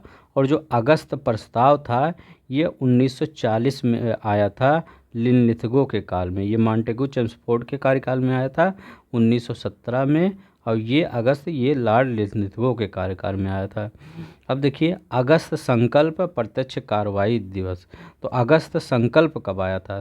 तो अगस्त संकल्प याद रखिएगा, ये इसका संबंध महात्मा गांधी जी से है और प्रत्यक्ष कार्रवाई मोहम्मद अली जिन्ना है। तो यहाँ पर कौन सा सही होगा? डी का तीसरा एक ही में है। ठीक है, ये ठीक है। अब देखिए यहाँ पर क्या है, भारत सचिव मांडगू ने 20 अगस्त 1917 को एक घोषणा की जिसके अनुसार ब्रिटिश शासन का लक्ष्य स्वशासित संस्थाओं का क्रमिक विकास करना। ठीक है, ताकि ब्रिटिश साम्राज्य के अभिन्न अंग के रूप में भारत में क्रमशः उत्तरदायित्व शासन स्थापित की जाए। इसे अगस्त घोषणा के नाम से जाना जाता है। तो यही वाला बोल रहे हैं अगस्त घोषणा। अब अगस्त प्रस्ताव कब आया? 8 अगस्त 1940 को लॉर्ड लिथगो द्वारा प्रस्तुत अगस्त प्रस्ताव में कांग्रेस की अंतिम राष्ट्रीय सरकार गठित करने की मांग को अस्वीकार कर दिया गया। ठीक है, तो ये कब आया? अगस्त प्रस्ताव 1940 में। अगस्त संकल्प का संबंध महात्मा गांधी जी से है, जबकि मुस्लिम लीग ने कैबिनेट मिशन को अस्वीकार करते हुए 16 अगस्त 1946 को प्रत्यक्ष कार्यवाही दिवस मनाया। तो ये याद रखिएगा, प्रत्यक्ष कार्यवाही दिवस कब मनाया? 16 अगस्त 1946 को। कई बार क्वेश्चन पूछा गया है कि प्रत्यक्ष कार्यवाही दिवस कब मनाया गया? 16 अगस्त 1946 को। ठीक है, सांप्रदायिकता का तूफान आ गया। ठीक है, मतलब इसी तभी डिवाइड हो गया भारत। और देखिए यहाँ पर देखते हैं कौन सा सही है, इसको बताइए कौन सा सही है। तो क्या है? हिंदू मतलब के समाचार पत्र के संपादक जी सुब्रमण्यम अय्यर थे। ठीक है, तो ये याद रखिएगा। सुधारक कौन थे? तो गोपाल कृष्ण गोखले थे। वॉइस ऑफ इंडिया से रिलेटेड कौन थे? तो वॉइस ऑफ इंडिया दादा भाई नौरोजी। ठीक है, बंगाली सुरेंद्र नाथ बनर्जी। ठीक है, तो बस इसका कौन सा सही हो जाएगा? बी वाला सही हो जाएगा। आगे चलते हैं, बस वही सब दिया गया है। सुरेंद्र नाथ बंगाली का प्रकाशन सुरेंद्र 1862 में शुरू किया। ठीक है, तो ये सब याद रखिएगा, बहुत ज़्यादा समय हो रहा है। लाल बाल पाल त्रिगुट कौन व्यक्ति थे जो कौन व्यक्ति भारतीय राष्ट्रीय कांग्रेस का अध्यक्ष हुआ? इसमें लाल बाल पाल में कौन हुआ था ये बताइए। तो ये लाला लाजपत राय हुए थे।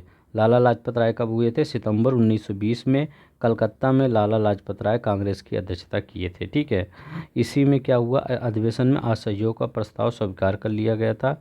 1920 के नागपुर अधिवेशन में जिसकी अध्यक्षता राघव गोपालचारी ने की रखा था, यह कांग्रेस का 35वां अधिवेशन था। ठीक है, इसी अधिवेशन में देश में प्रथम बार भाषाई आधार पर प्रांतों को विभाजित करने की बात कही गई थी। किसमें? जो नागपुर का अधिवेशन था। ठीक है, 1920 में। अब देखिए, बिपिन चंद्रपाल तिलक दोनों ही कांग्रेस के अध्यक्ष कभी नहीं रहे हैं।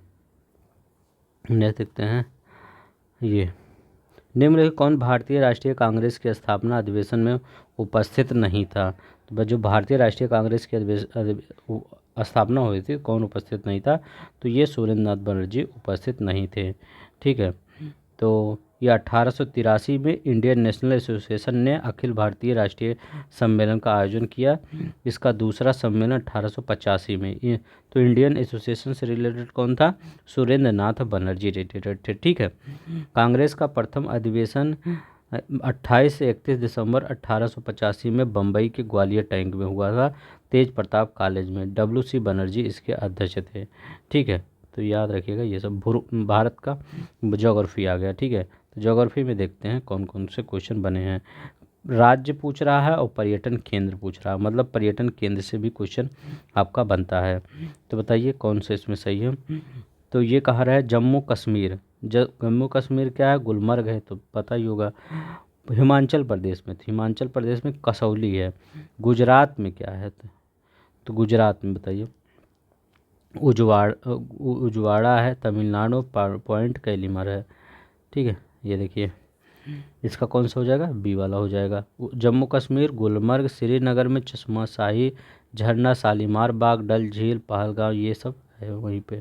अब देखिए हिमाचल प्रदेश में कसौली है, तमिलनाडु में पॉइंट कैलीमर। ठीक है, पक्षी अभ्यारण्य है। कन्या तंजावुर कन्याकुमारी, ये गुजरात में द्वारका, उड़वाड़ा, सोमनाथ, पतिया, पावागढ़, ये है सब है। ठीक है, गिरनार वस्तु की दृष्टि से पाटन और प्रमुख केंद्र है। अब देखिए डायमंड हार्बर साल्ट लेक अवस्थित है। बताइए डायमंड हार्बर साल्ट लेक कहाँ अवस्थित है? तो कहाँ पर अवस्थित है? फ्लोरिडा में डायमंड हार्बर साल्ट लेक अवस्थित है। अब ये देखिए डायमंड हार्बर साल्ट लेक पश्चिम बंगाल की राजधानी कोलकाता में अवस्थित है। पर्ल हार्बर अमेरिका में सुरक्षा संबंधित प्रस्थान और साल्सेट द्वीप भारत में, जिस पर वर्तमान मुंबई का शहर है। ठीक है, तो साल्सेट द्वीप कहाँ है? ये भारत में है। मुंबई जो अभी बसा है वो साल्सेट द्वीप पर ही बसा है। अब यहाँ पर देखिए वेम्बनाड झील है। तो वेम्बनाड झील क्या है? तो ये केरला में है। ठीक है, तो ये देखते हैं केरला में वेम्बनाड अष्टमुदी है। आंध्र प्रदेश में कोलेरू है। उड़ीसा में चिल्का है। ठीक है, राजस्थान में पिछौला है, सांबर है, पुष्कर है, पंचपद्रा है। ठीक है, पुलिकट जो झील है, पुलिकर लिखा है, पुलिकट होगा। झील आंध्र प्रदेश और तमिलनाडु की सीमा पर स्थित है। ठीक है, परिवहन में देखते हैं क्या क्या क्वेश्चन पूछा गया था। कौन सा सुमेलित नहीं है, बताइए कौन सा सुमेलित नहीं है, इसमें पूछ रहा है। तो कह कोचीन प्राकृतिक बंदरगाह है, तो एकदम सही है। करें जवाहरलाल नेहरू पत्तन भारत का एकमात्र मशीनीकृत पत्तन। ठीक है, तो ये भी तो आपका सही है। जब उस समय पूछा गया था तो हो सकता है एकमात्र पश्चिम हो रहा हो। कांडला ज्वारीय बंदरगाह, तो ये भी सही है। चेन्नई भारत का सबसे गहरा बंदरगाह है, नहीं, मतलब सबसे गहरा बंदरगाह नहीं है यह। ठीक है, एक्सप्लेनेशन देखते हैं, हो सकता है कुछ अपडेट हो। चेन्नई भारत का तीसरा बड़ा बंदरगाह है या कृत्रिम बंदरगाह। चेन्नई वाला क्या है, कृत्रिम। अब भी पूछा जाता है चेन्नई किस प्रकार का, कृत्रिम आर्टिफिशियल पोर्ट है ये। पूर्वी तट पर स्थित भारत का सबसे पुराना बंदरगाह है। ठीक है, तो पूर्वी तट पर सबसे पुराना बंदरगाह चेन्नई है। विशाखापट्टनम यह भारत का सबसे गहरा प्राकृतिक बंदरगाह है। अब यहाँ पर क्या कह रहा था, यहाँ पर कह रहा था चेन्नई कह रहा था। ठीक है, चेन्नई कह रहा था, यही गलत है। अब देखिए, मुंबई देश का सबसे बड़ा बंदरगाह है। तो बड़ा और गहरा में अंतर है, एक गहराई में होगा और एक बड़े में होगा। ठीक है, तो ये गहराई वाला है। ठीक है, गहराई में कौन है, विशाखापट्टनम है, और बड़े में अगर कहा जाए तो मुंबई है। ठीक है, ये मुंबई है। अब देखिए, जवाहरलाल नेहरू बंदरगाह भारत का सबसे बड़ा कृत्रिम और आधुनिक बंदरगाह है। ठीक है, कांडला ज्वारीय बंदरगाह है, भारत का दूसरा सबसे बड़ा बंदरगाह है। अब यहाँ पर देखते हैं, वायुमंडल में ओजोन परत की बात कर रहे हैं। तो ओजोन परत क्या है, तो ये क्या करता है, पराबैंगनी विकिरण से पृथ्वी पर जीवन की रक्षा करता है। तो सी वाला सही होगा। वायुमंडल में ओजोन की परत पृथ्वी पर जीवन की रक्षा करती है। वायुमंडल 15% से 35 की ऊंचाई पर होती है ये। ठीक है, तो आने वाला जो वो है पराबैंगनी किरणों पृथ्वी पर पहुँचने से रोकती है। ठीक है, तो ये याद रखिएगा। चलते हैं, पृथ्वी के निकटतम दूरी का ग्रह, दूरी पर ग्रह, पृथ्वी से निकटतम दूरी का ग्रह कौन सा है। तो मतलब कह रहे हैं पृथ्वी, the planet nearest to the earth, Hindi English देखिए समझ में आएगा। तो ये शुक्र है। तो मंगल और वो दोनों ही मतलब आपके पास ही है पृथ्वी, मतलब आपके, मतलब मैं पृथ्वी की बात कर रहा हूँ। देखिए शुक्र है, पृथ्वी के निकटतम ग्रह शुक्र है। आकार की दृष्टि से पृथ्वी से थोड़ा सा कम होने का इसे पृथ्वी के वाहन कहा जाता है। शुक्र वायुमंडल में कार्बन डाई की मात्रा, एक बार क्वेश्चन यही पूछा गया था कि किसके वायुमंडल में सबसे ज़्यादा कार्बन डाइऑक्साइड है, तो शुक्र के। सूर्य से ग्रहों की दूरी, मान लीजिए सूर्य भगवान है। ठीक है, तो ये सूर्य भगवान है। इनसे ग्रहों की दूरी में तो सबसे ग्रह कौन आएगा, ये बुध आएगा, फिर शुक्र आएगा, फिर अपनी पृथ्वी है, फिर मंगल है, फिर बृहस्पति, शनि, अरुण, वरुण, ठीक, यम, प्लूटो, ये है। ठीक है, अरुण भाई, यम जो प्लेटो है इसको अब बाहर कर दिया गया है। ठीक है, तो 8 ही ग्रह बचे हैं। उत्तरी गोलार्ध में कर्क संक्रांति के समय 12 घंटे का दिन होगा। तो बताइए 12 घंटे का दिन कहाँ होगा, तो ये इक्वेटर पे होगा। ठीक है, उत्तरी गोलार्ध में कर्क 12 घंटे का दिन कहाँ होता है, इक्वेटर में होता है। विषुवत रेखा पर संपूर्ण वर्ष कर्क और मकर सहित दिन रात 12-12 घंटे का होता है। संपूर्ण विश्व में 21 और 23 दिसंबर को दिन रात बराबर होते हैं। ठीक है, 21 मार्च को बसंत विषु और 23 सितंबर को शरद विषु कहा जाता है। ठीक है, तो 21 मार्च को बसंत विषु और 23 सितंबर को शरद विषु कहा जाता है। 43 का देखिए, ओजोन परत अवस्थित होता है। तो ओजोन परत कहाँ अवस्थित होता है, तो कहाँ अवस्थित होता है, स्ट्रेटोस्फीयर में होता है स्थित। ओजोन कहाँ, हल्के रंग का नीले रंग का गैस है जो समताप मंडल में पाई जाती है। कहाँ पर, समताप मंडल में पाई जाती है। ठीक है, ये सब देख लीजिएगा। अब देखिए ये वाला थोड़ा सा छोटा करते, फिर अब देखिए। ठीक है, अब देखिए प्लीज़, जैसे समय ज़्यादा हो जाया करे ना तो आप स्पीड वीडियो को बढ़ा लिया करिए। ठीक है, वायुमंडल में अधिकांश ऊष्मा परोक्ष रूप से प्रत्यक्ष रूप से पृथ्वी पर धरातल पर प्राप्त है। पृथ्वी के धरातल पर सौर लघु तरंगे पार्थिव ऊर्जा की लंबी तरंगों की परीक्षण होती है। The conversion from the solar short wave terrestrial long wave terrestrial energy takes place at the earth surface। तो इसमें आपका कौन सा सही है, तो जो दोनों ही सही है उसकी व्याख्या सही कर रहा है। ठीक है, वायुमंडल अधिकांश ऊष्मा परोक्ष रूप से तथा प्रत्यक्ष रूप से धरातल पर प्राप्त होता है। सूर्य की ऊष्मा लघु तरंगों के रूप में सीधे पृथ्वी पर पहुंचती है, जिससे सूर्य ताप कहते हैं। वायुमंडल इसे गर्म नहीं होने देता। सूर्य तप प्राप्त करने के पश्चात पृथ्वी इस ऊष्मा को वातावरण में दीर्घ तरंगों के रूप में लगातार प्रक्षेपित करती है, जिससे वायुमंडल गर्म होता है। मकर संक्रांति के समय कर्क रेखा पर दोपहर के सूर्य को 49 होता है। बताइए the altitude of midday sun in the Tropic of Cancer at the time Makar Sankranti is क्या है? बताइए।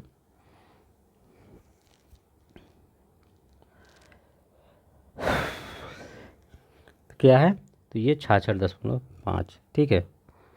तो मकर संक्रांति के समय मकर रेखा पर सूर्य की किरणें लंबवत पड़ती है। जब मकर संक्रांति होता है तो मकर रेखा पर सूर्य की किरण, मतलब ये हमारी पृथ्वी है और ये हमारा इक्वेटर है, यहाँ पर कर्क रेखा, यहाँ मकर रेखा है। ठीक है।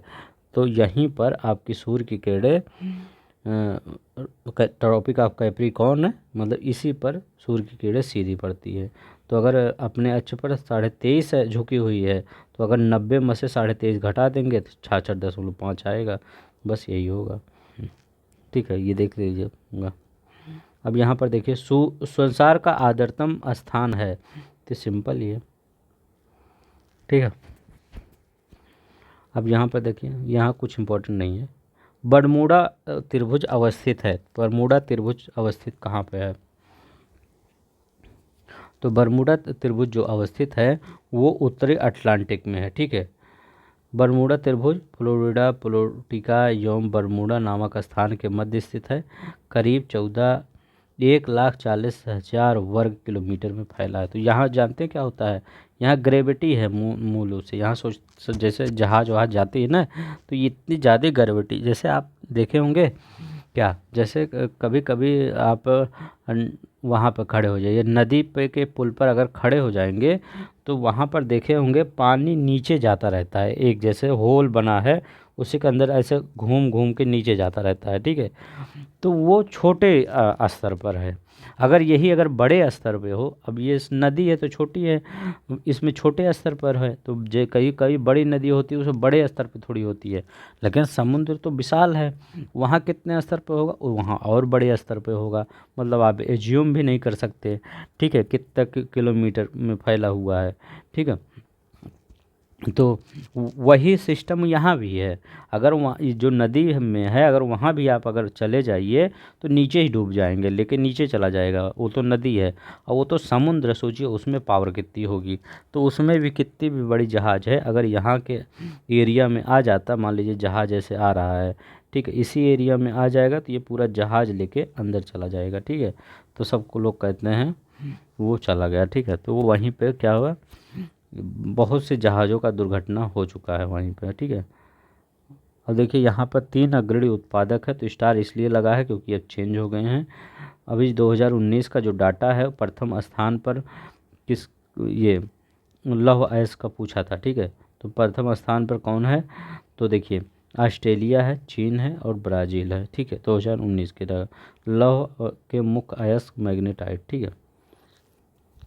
देखिए यहाँ बॉक्साइट अयस्क किसका है? एल्युमिनियम का है। ठीक है। पर देखिए तत्व मुख्य अयस्क एल्युमिनियम, बॉक्साइट, सीसा गैल्ना, जस्ता कैलमीन, तांबा ग्लांस और मैकेलाइट, मैग्नीज साइलोमेलिन और बोरोनाइट इसका अयस्क है। तो ये याद रख लीजिएगा। अब चलते हैं यहाँ देखते हैं ऋतु प्रवास किया करते हैं। तो ऋतु प्रवास कौन किया करते हैं? ऐसे क्वेश्चन आपके पेपर में बनने की संभावना। तो भोटिया जो जनजाति है ये ऋतु प्रवास किया करते हैं। भोटिया उत्तराखंड के अल्मोड़ा, चमोली, पिथौरागढ़, उत्तरकाशी क्षेत्र में पाई जाने वाली जनजाति मंगोल प्रजाति की है। किस प्रजाति की है? मंगोल प्रजाति की है। भोटिया जनजाति ऋतु प्रवास के लिए प्रसिद्ध है। ठीक है। तो और ये लोग अपने पशुओं को चराने के लिए ग्रीष्म ऋतु में अधिक ऊंचे स्थान पर ले जाते हैं और सर्दियों में घाटी में उतर आते हैं। थारू ये लोग नैनीताल, गोरखपुर, तराई में पाए जाते हैं। किरात वंश के हैं। जौनसारी उत्तराखंड की सबसे बड़ी जनजाति। ठीक है, जौनसारी। और देखिए ग्लोब पर 2 स्थानों के बीच न्यूनतम दूरी होती है। तो बताइए ग्लोब पर जो 2 स्थान होती है उनके बीच न्यूनतम प्रधान देशांतर होता है। ठीक है। प्रधान मध्यम प्राइम मेरिडियन ब्रिटेन के ग्रीनविच से होकर गुजरती है। इसे शून्य अंश देशांतर भी कहते हैं। पूर्वी और उत्तरी गोलार्ध में महत्वपूर्ण निर्धारण होने के कारण ग्लोब के दो स्थानों की दूरी न्यूनतम होती है। अंतर्राष्ट्रीय तिथि रेखा 180 देशांतर रेखा है, जिसे तिथियों के विभाजन की रेखा भी कहते हैं। प्रशांत महासागर से होकर गुजरने वाली इस अंतर्राष्ट्रीय तिथि रेखा 8 बार मुड़ाव है। 45 डिग्री और उत्तरी और 45 डिग्री दक्षिणी अक्षांश रेखा दक्षिणी मध्याह्न रेखाएं हैं। ठीक है, चलते हैं नेक्स्ट देखते हैं। ये वाला बताइए, वीडियो पॉज करके बताइए, अच्छा क्वेश्चन है। देश है और राजधानी है। ऑस्ट्रेलिया कैनबरा, ठीक है। स्विट्जरलैंड तो बर्न होगा। तंजानिया कहाँ होगा? तो तंजानिया डोडोमा होगा। तजाकिस्तान दुशांबे होगा। देखिए सेंट्रल एशिया में कहता हूँ ना, बार बार पढ़ लीजिए, याद काम आएगा आपको। ठीक है, तो ये देखिए वही सब है। ठीक है, चलते हैं यहाँ पे देखते हैं। अब देखिए 2019 की 91 गणना पूछा है, तुमको नहीं पढ़ना है। ठीक है, अब यहाँ पर 2011 की पर्सन, ये देखिए 2011 के आंकड़े को सर्वाधिक शहरी जनसंख्या वाले राज्यों का क्रम है। सबसे ज़्यादा शहरी जनसंख्या कहाँ है 2011 की जनसंख्या के अनुसार? तो कहाँ है ये? 50.5 मिलियन महाराष्ट्र में है, फिर उत्तर प्रदेश में है, फिर तमिलनाडु में है, फिर पश्चिम बंगाल में है। तो ये याद रखिएगा, सर्वाधिक शहरी जनसंख्या प्रतिशत वाले। तो प्रतिशत में गोवा है, फिर मिजोरम है, फिर तमिलनाडु है, फिर केरल है। ठीक है, तो ये याद रखिएगा। तो महाराष्ट्र क्या है? सबसे ज़्यादा है शहरी जनसंख्या में, और प्रतिशत में गोवा। अपना उत्तर प्रदेश दूसरे स्थान पे आता है। तो ये याद, चलते हैं नेक्स्ट देखते हैं। भारतीय संविधान में वृहत होने का कारण क्या है? कह रहे हैं भारतीय संविधान हमारा इतना बड़ा है, किसके कारण बड़ा हो गया है? तो किसके कारण बना? जैसे अमेरिका का संविधान कहते हैं बहुत छोटा है, क्योंकि अमेरिका का वहाँ एक स्टेट का अलग है और सेंटर का अलग अपना संविधान बनाए बैठे हैं। तो सब लोग डिवाइड कर लिए हैं तो छोटा हो गया। हमारे यहाँ सब एक ही में है, तो ठीक है, तो वही इसलिए बड़ा हो गया। 28 राज्य है, अगर एक ही दो ही पेज लिखेंगे तो 56 पेज ऐसे ही हो जाएगा। ठीक है, तो लक्ष्मीकांत देखते हैं कितनी बड़ी पढ़ते हैं आप। तो और इतनी विविधता हमारे यहाँ। ठीक है, एक तो विविधता नहीं है, ये पता नहीं 2-4 हज़ार तो बोलियाँ होंगी, बोली जाती होंगी। अब देखिए भारतीय संविधान में संघ उसका संविधान ना होकर राज्यों का भी इसी में सम्मिलित है। भारतीय संविधान ही संविधान का उपबंध विस्तार का वर्णन है। विशेष राज्यों में उपबंधों का उल्लिखित किया गया है। केंद्र राज्य विस्तृत उल्लेख आदि के कारण भारतीय संविधान बड़ा हो गया है। ठीक है, इसमें 395 अनुच्छेद, 12 अनुसूचियाँ और 12 भाग जो भारतीय संविधान की व्यवस्था की रीढ़ है। तो यही है 395, 12 और 12 भाग, 22 भाग। कोई नहीं चाहता क्या? डॉक्टर भीमराव अंबेडकर चाहते होंगे इतना बड़ा संविधान बना दिया जाए? मैं आपको अगर कह दूंगा कि ये 200 वर्ड में आप अपने बारे में लिखिए, तो 200 वर्ड कम पड़ जाएगा। आप कहेंगे मेरे बारे में बहुत सा वर्ड है, मैं कितने कम से कम 5-6 पेज आप भर देंगे। ठीक है, मतलब 5 से 6 पेज तो आप फिल ही कर देंगे अगर अपने बारे में आप लिखेंगे। ऐसा था ही नहीं कि आप अपने बारे में नहीं जानते होंगे, अपने बारे में आप बहुत कुछ जानते होंगे। ठीक है, तो इसीलिए वो तो देश के बारे में पूरा लिखना था। ठीक है, तो बड़ा तो होगा ही। भारत एक गणतंत्र है, इसका अर्थ क्या है? तो इसका एक क्या अर्थ है कि भारत में वंशानुगत शासन नहीं है। तो अब क्या कहते हैं, जैसे हमारे यहाँ महारानी तो होती नहीं कि द्रौपदी मुर्मू जी महारानी हैं, मतलब राष्ट्रपति जो हमारी हैं महारानी है, तो उनके जो बच्चे होंगे वो राजकुमार होंगे, फिर उनके बाद उनके राजकुमार गद्दे बैठा नहीं है। वहाँ चुनाव होता है। और जैसे वहाँ ब्रिटेन में क्या होता था, वहाँ चार्ल्स प्रथम, द्वितीय, चार्ल्स थर्ड और एलिजाबेथ, ये सब चलता रहता है। ठीक है, उन्हीं के परिवार के लोग बनते हैं। तो वहाँ गणतंत्र नहीं है, तो हमारे यहाँ गणतंत्र है। आप ब्रिटेन को गणतंत्र नहीं बता सकते। ठीक है, हमारे यहाँ चुनाव होता है राष्ट्रपति के लिए। गणराज्य का राष्ट्रपति कहा जाता है। यहाँ पर देखते हैं निम्नलिखित किस मुकदमे में भारतीय सर्वोच्च न्यायालय ने सर्वप्रथम भारतीय संविधान के मौलिक लक्षण का सिद्धांत प्रतिपादित किया?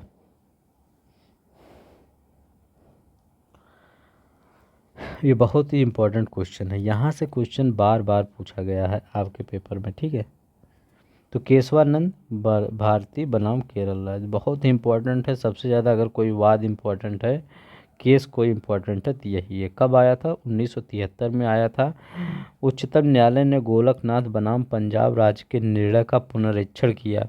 इसी में 13 में से, मतलब गोलकनाथ पंजाब राज्य अलग है, उसी में परीक्षा केशवानंद भारती में कर रहे थे। 13 में से 10 न्यायाधीश ने निर्णय दिया कि अनुच्छेद 368 के तहत संविधान संशोधन की शक्ति निहित है। इस मामले में उच्च न्यायालय ने मूल लक्षणों को इस प्रकार सारणीबद्ध किया कि संविधान की सर्वोच्चता, गणनात्मक, लोकतंत्रात्मक, संविधान का पंथ निरपेक्ष स्वरूप, शक्तियों का पृथक्करण, संविधान का संज्ञानात्मक, ये सब क्या थे? बेसिक स्ट्रक्चर थे। जितना ये है, बहुत से बेसिक स्ट्रक्चर है, लक्ष्मीकांत देखेंगे तो काफ़ी ज़्यादा दिए हैं, लेकिन मतलब संक्षेप में इतना बता दिया गया है, तो इन सब से छेड़छाड़ मत करिए, ठीक है। अब सिर्फ इतना याद रखिए, गोलकनाथ 1973 किससे रिलेटेड है? Basic structure. भारत के कल्याणकारी राज्य का विचार पाया जाता है, तो कल्याणकारी राज्य का विचार कहाँ पाया जाता है? ये मौलिक अधिकारों में पाया जाता है। कल्याणकारी राज्य का विचार संविधान की प्रस्तावना में, मौलिक अधिकारों में तो नहीं पाया जाता, क्योंकि यहाँ पर तो मुझे नहीं लगता है। ये तो इसमें तो सी में पाया जाएगा, ठीक है। तो ए और प्रस्तावना में पाया जाता है, सी में, ए सी में पाया जाता है। ए सी तो सबको पता होता है, कल्याणकारी राज्य, मतलब, लेकिन आप इसमें कन्फ्यूज होंगे। संविधान की प्रस्तावना मौलिक अधिकार में नहीं पाया जाता, संविधान की प्रस्तावना में, तो यहाँ पर डी वाला होगा।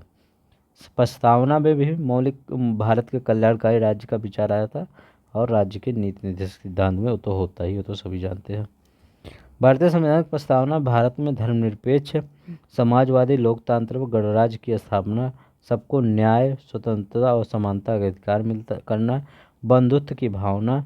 अगर प्रस्तावना में लोक कल्याणकारी राज्य स्थापित करने का उद्देश्य हमारे संविधान विदों ने रख दिया है, तो इसके अलावा राज्य के नीति निर्देशक के अनुसार अनुच्छेद 38 में भी कहा गया है कि राज्य लोक कल्याण अभिवृद्धि के लिए सामाजिक व्यवस्था बनाएगा, ठीक है।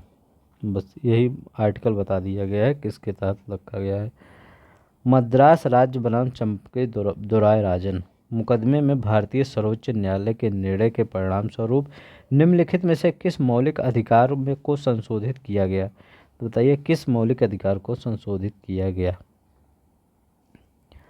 तो ये भेदभाव के विरुद्ध अधिकार, राइट टू अगेंस्ट डिस्क्रिमिनेशन, ठीक है। मद्रास बनाम चंपई दोराय के मुकदमे में सर्वोच्च न्यायालय ने क्रमशः सामाजिक और शैक्षणिक रूप से पिछड़े नागरिकों, अनुसूचित जाति और अनुसूचित जनजाति, स्त्री बच्चों के विशेष प्रावधान करने का अधिकार दिया, जिसके विकास और गरिमामय जीवन के लिए उनको राज्य सुविधाएं मुहैया करवाएगा, ठीक है। तो ये आपका बी वाला ही होगा, ठीक है। चलते हैं नेक्स्ट देखते हैं। भारतीय संविधान कौन संशोधित व्यक्ति की विदेश यात्रा का अधिकार संरक्षण प्रदान करता है? विदेश यात्रा कहाँ, किस में दिया गया है विदेश यात्रा? तो विदेश यात्रा दिया गया है 21 में दिया गया है, आर्टिकल 21 में। कोई भी व्यक्ति उसके प्राण और दहेज की स्थापित की जाएगी, वंचित नहीं किया जाएगा। मेनका गांधी मामले में सुनवाई करते हुए विदेश गमन का अधिकार को अनुच्छेद 21 के तहत ही सुनिश्चित कर दिया गया, ठीक है। यहाँ देखिए, निम्नलिखित में कौन से अधिकार भारतीय संविधान के अनुच्छेद 32 के अंतर्गत परिवर्तित किए जा सकते हैं?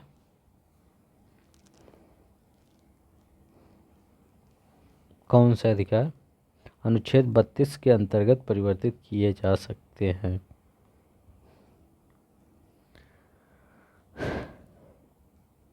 तो वो फंडामेंटल राइट्स है, ठीक है।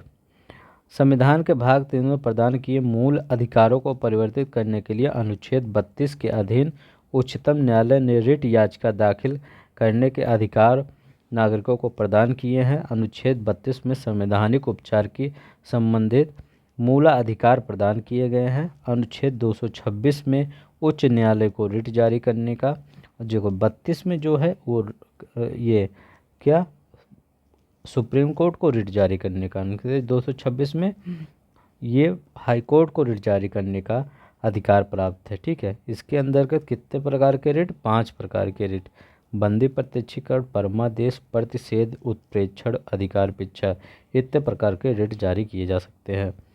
अब देखिए यहाँ पर भारतीय संविधान में कौन सा अनुच्छेद अल्पसंख्यकों को अपनी मनपसंद शिक्षण संस्थाओं को स्थापित एवं संचालित करने का अधिकार को संरक्षित किया गया है? तो मतलब जो अब अल्पसंख्यक होते हैं कौन से आर्टिकल के तहत ये दिया गया है? तो कौन सा आर्टिकल है? आर्टिकल 30 है।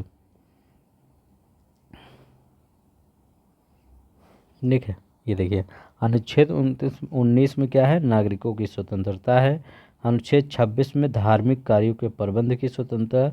29 में अल्पसंख्यकों की भाषा, लिपि और संस्कृति और सुरक्षा।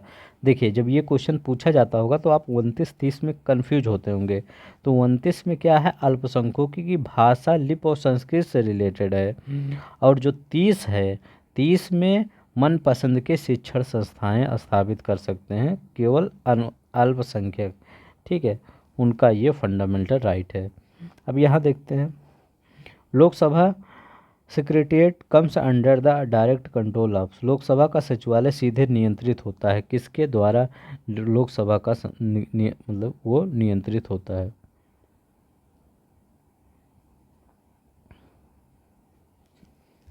तो लोकसभा के अध्यक्ष के द्वारा। ठीक है, तो यही चाहे ये भी चाहे इनके भी पावर होती है, लोकसभा में आपको जॉब दिलवा सकते हैं। ठीक है, डायरेक्ट। तो आप इनसे व्यवहार बनाइए। लोकसभा अध्यक्ष थे आप। ठीक है, तो लोकसभा अध्यक्ष के नियंत्रण में लोकसभा सचिवालय रहता है। अनुच्छेद 98 संसद सचिवालय का उल्लेख किया गया। 98 में संसद सचिवालय का उल्लेख किया गया है। किसमें? आर्टिकल 98 में। ठीक है, लोकसभा अध्यक्ष लोकसभा उसके प्रतिनिधियों का मुखिया होता है। वह सदन का मुख्य प्रवक्ता होता है। सदन की कार्यवाही और संचालन के नियम विधि का निर्वहन वही करता है। संसदीय कार्यवाही के अभिलेखों को सुरक्षित रखने की व्यवस्था भी करता, मतलब सब कुछ है।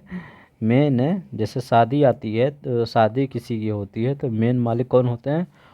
फुफ्फा जी होते हैं। तो वही फुफ्फा जी लोकसभा अध्यक्ष होते हैं। ठीक है, ऐसे ही याद कर लीजिए।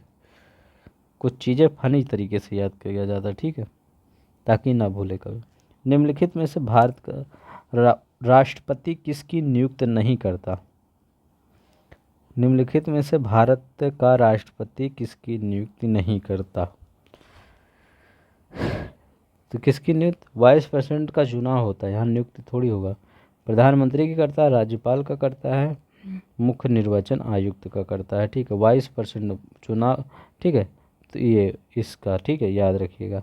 आप कहेंगे प्रधानमंत्री का भी चुनाव होता, प्रधानमंत्री का चुनाव नहीं होता, एमपी का चुनाव होता है। ठीक है, एमपी जो होते हैं मेंबर ऑफ पार्लियामेंट, उसका चुनाव होता है। ये प्रधानमंत्री ये भी एक एमपी होता है। बाद में उसको राष्ट्रपति जब शपथ दिला देता है प्रधानमंत्री पद की, तब वो प्रधानमंत्री बन जाता है। ठीक है, गवर्नर, चीफ इलेक्शन कमीशन। ठीक है, ये सब ये उपराष्ट्रपति है। ठीक है, ये एमपी नहीं होता, ये भी याद रखिएगा। ये राज्यसभा का एमपी नहीं होता। ये नहीं तो आप सोचे ये भी राज्यसभा का एमपी होता है, नहीं, ये चेयरमैन होता है। लेकिन एक चीज़ ये है, इसको जितना भी एमपी योग्यता रखता है राज्यसभा का सदस्य बनने के लिए, उसको फुलफिल करना होगा उपराष्ट्रपति को, तभी ये उपराष्ट्रपति बन सकता है। ठीक है, ये देखिए यहाँ पर राष्ट्रपति के समान ही उपराष्ट्रपति का निर्वाचन अप्रत्यक्ष और अनुपातिक एकल संक्रमणीय मत द्वारा होता है, किंतु उसके निर्वाचन में राज्य विधानमंडल भाग नहीं लेते। ये बहुत इंपॉर्टेंट पोर्शन है कि उसके निर्वाचन में कौन भाग नहीं लेते हैं। तो राज्य विधानमंडल मतलब विधायक जी वहाँ नहीं जाएंगे। ठीक है, राज्य विधानमंडल भाग नहीं लेते। उपराष्ट्रपति लोकसभा और राज्यसभा के सदस्यों द्वारा चुने जाते हैं। अनुच्छेद 66 में उपराष्ट्रपति राज्यसभा का पदेन सभापति होता है। इसके अलावा प्रधानमंत्री को राष्ट्रपति लोकसभा के बहुमत दल के रूप में नेता चुनता है। राज्यपाल को नियुक्त करने का अधिकार राष्ट्रपति को है, जिससे वह समानता मंत्रिपरिषद के परामर्श से नियुक्त करता है। कौन सा मंत्रिपरिषद? ये नहीं जैसे उत्तर प्रदेश में नियुक्त करना हुआ तो मोदी के वो योगी जी के कैबिनेट से पूछा जाएगा कि बताइए किनको राज्यपाल नियुक्त किया जाए। नहीं, वो जो वहाँ पर मंत्रिपरिषद होती है, कहाँ पे? ये सेंटर में, उससे पूछा जाता है। ठीक है, राज्यपाल के लिए। नहीं तो आप सोच लें यहीं पे पूछा, यहाँ नहीं पूछा जाता, क्योंकि यहाँ से बड़ा होता है राज्यपाल का पद। मुख्य निर्वाचन आयुक्त के रूप में चुनाव आयुक्त चुनने का अधिकार राष्ट्रपति को होता है। अब देखिए यहाँ पर, किस भारतीय राज्य के राज्यपाल से संबंधित निम्नलिखित कथनों पर कौन सा कथन सही नहीं है? इसमें बताइए कौन सा आपका सही नहीं है। प्लीज़ लाइक वाइक कर दिया करिए आप सब। 1 घंटे 19 मिनट हो गया है, लगातार मैं बोल रहा हूँ। ठीक है, देखिए यहाँ तो मैं सोचा था कम समय लगेगा, यहाँ और समय लग गया। सब कुछ एकदम एक्सप्लेन कर रहा हूँ, बताइएगा अच्छा लग रहा है ऐसे कि नहीं। Can be removed earlier if the legislature for the concern state passes A resolution for this removal. यदि संबंधित राज्य की व्यवस्था उसे पद से हटाए जाने का प्रस्ताव स्वीकार करती है, वह पदावधि के पूर्व पदमुक्त किया जा सकता है। ठीक है, तो ये देखिए, राज्यपाल राष्ट्रपति के पश्चात पर्यंत रहता है। किसके? राष्ट्रपति के। उसे राज्य की व्यवस्था नहीं हटा सकती। राज्यपाल की नियुक्त राष्ट्रपति करता, उसे एक राज्य या एक से अधिक राज्यों का कार्यभार सौंपा जा सकता है। जैसे उत्तर प्रदेश का राज्यपाल मध्य प्रदेश का भी कार्यभार संभाले। ठीक है, उसकी नियुक्ति 5 वर्ष तथा अपने पद पर बना रहता सकता है 5 वर्ष तक। 35 वर्ष की आयु पूरा करने वाला भारतीय नागरिक राज्यपाल पद का पद प्राप्त करने योग्य। मतलब आपकी एज क्या होनी चाहिए? 35 वर्ष होनी चाहिए, तब आप पेपर दे सकते हैं राज्यपाल का। मैं मजाक कर रहा हूँ, मतलब पेपर नहीं, मतलब आप एलिजिबिलिटी का क्राइटेरिया फॉलो तभी करेंगे। क्या राज्यपाल आपको बनना है तो 35 वर्ष। ठीक है, 35 वर्ष, चाहे राष्ट्रपति बनना हो, चाहे राज्यपाल बनना हो, चाहे उपराष्ट्रपति बनना हो, 35 वर्ष। ठीक है, माना जाता है ये सब मेच्योर होते हैं, 35 साल हो जाएंगे तो मेच्योर हो जाएंगे, जो संविधान की अर्हताओं को पूरा करता है। अब यहाँ बताइए, राज्यसभा का एकांतिक शक्ति के अंतर्गत आता है। एकांतिक, एकांतिक का क्या है? Under exclusive power. अच्छा, मतलब जैसे जब वो न्यूज आता है तो कहता नहीं, जैसे आज तक हुआ, एबीपी हुआ, कोई भी न्यूज़ चैनल हुआ, जब कुछ यूनिक दिखाता है तो एक्सक्लूसिव दिखाता है, एक्सक्लूसिव।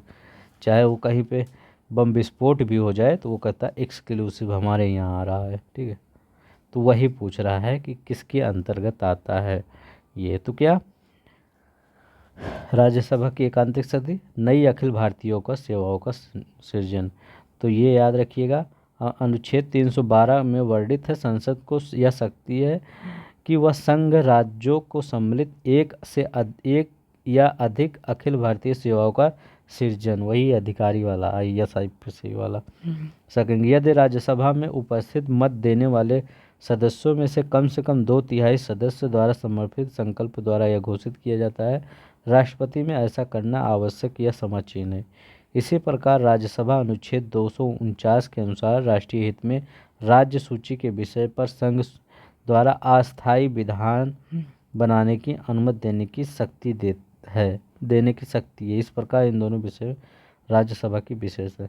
मतलब क्या है, राज्यसभा कहता है 249 के तहत कि संघ को कहता है कि आप बना दीजिए कुछ, मतलब कानून बना दीजिए। ठीक है, संघ राज्य सूची के विषय पर। ठीक है, ये भी एक शक्ति है, और एक ऊपर वाला अखिल भारतीय सेवाओं का सृजन, ये भी एक शक्ति है। 66 देखते हैं, बताइए कौन सा सही होगा।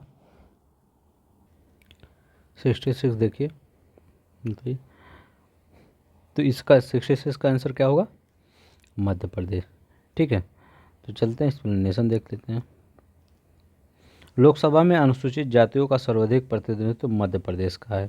वर्तमान में इन समीकरणों में बदलाव आए हैं। पहले 2000 से पहले मध्य प्रदेश के लिए 9 सीटें अनुसूचित जनजाति के लिए आरक्षित थी, लेकिन अब 6 सीटें मध्य प्रदेश में पहले स्थान पर हैं। छः सीटों के साथ। उसके बाद झारखंड में 5 सीटें और उड़ीसा में 5 सीटें। ठीक है, तो ये याद रखिए। अब यहाँ पर बताइए राज्य और लोकसभा में स्थान, मतलब कितनी सीटें दी गई हैं, सुमेलित कौन सा नहीं है।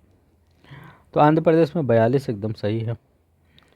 और असम में कितना है, तो असम में 13 नहीं है। ठीक है, और पंजाब में आपका 13 है, और वेस्ट बंगाल में 42 है। तो असम में कितना है बताइए, एक और बढ़ा दीजिएगा। ठीक है, एक 14 बस।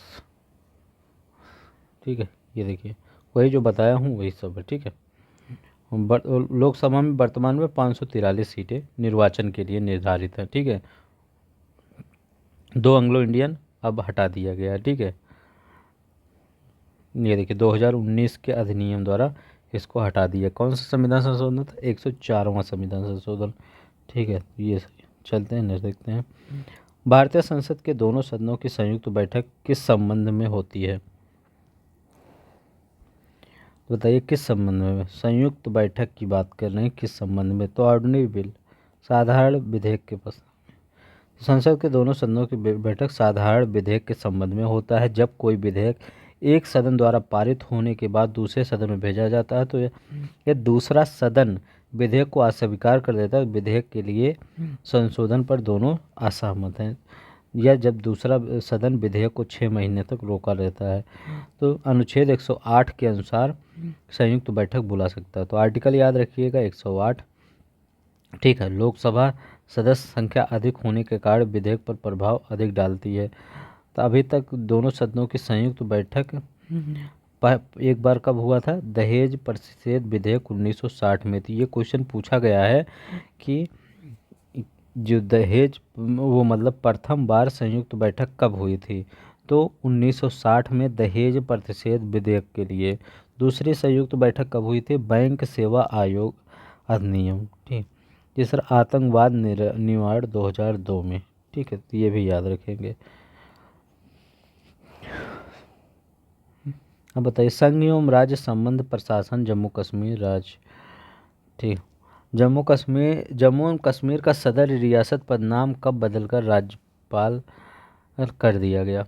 पहले राज्यपाल को क्या सदर ए रियासत बोला जाता था। ठीक है, अब क्या कर दिया, कब कर दिया गया, 1967 में। 370 कब हटा, 5 अगस्त 2019 को 370 हट गया। अब 1965 तक सदर ए रियासत कहा जाता था। ठीक है, तो 6वां संविधान संशोधन द्वारा इस व्यवस्था को हटा दिया गया। तो ये भी याद रखिएगा कौन सा व्यवस्था, 6वां संविधान संशोधन बस। अब देखिए भारतीय संविधान की 7वीं अनुसूची के अंतर्गत राज्य सूची निम्न में से किसका उल्लेख है। तो राज्य सूची में किसका उल्लेख है, तो रेलवे पुलिस का। तो रेलवे पुलिस क्या है, राज्य सूची। यहाँ देखिए रक्षा उद्योग क्या है, संघ सूची। रेल, डाकघर, बैंकिंग, बीमा, तो डाकघर याद रखिएगा संघ सूची का है। ठीक है, रक्षा उद्योग संघ सूची का, बीमा संघ सूची का, लोक व्यवस्था, पुलिस, रेलवे पुलिस, लोक स्वास्थ्य, कारागार, विद्युत प्रकर, ये राज्य सूची के विषय है। समवर्ती सूची के वन, शिक्षा, ये दोनों सबसे इम्पोर्टेंट चीज़ हैं। बहुत बार पूछा जाता है कि वन कहाँ है, समवर्ती में, शिक्षा कहाँ है, समवर्ती में। शिक्षा को कैसे याद करेंगे, 7 से शिक्षा, 7 से समवर्ती। दंड विधि, कारखाने, ये सब समवर्ती सूची में। भारतीय संविधान के अनुच्छेद किस अनुच्छेद में विभिन्न राज्यों से संबंधित विशिष्ट प्रावधान है, तो आर्टिकल 371। ठीक है, 371 के तहत विभिन्न राज्यों से संबंधित विशिष्ट प्रावधान है। जैसे जैसे अगर 371 कहें तो महाराष्ट्र और गुजरात की बात करते हैं, 371 का कहें तो नागालैंड की बात करते हैं, खा कहे तो असम की बात करते हैं, गा कहे तो मणिपुर में। ठीक है, तो कैसे गा याद करेंगे, मणि, गाना वाना मतलब जो एक सपेरा वाला आता है पहले गाना बजाता है, तब वो सांप अपना वो दिखाता है, फिर मणि, मणि से रिलेटेड ऐसे याद रख लीजिए, गा से गाना, गा से मणिपुर। ठीक है, याद हो मतलब याद हो जाएगा। 371 घा आंध्र प्रदेश और तेलंगाना, आंध्र प्रदेश और तेलंगाना। बस सेवानिवृत्त होने के पश्चात सर्वोच्च न्यायालय के न्यायाधीश वकालत कर सकते हैं। बताइए इसमें वकालत कहाँ कर सकते हैं?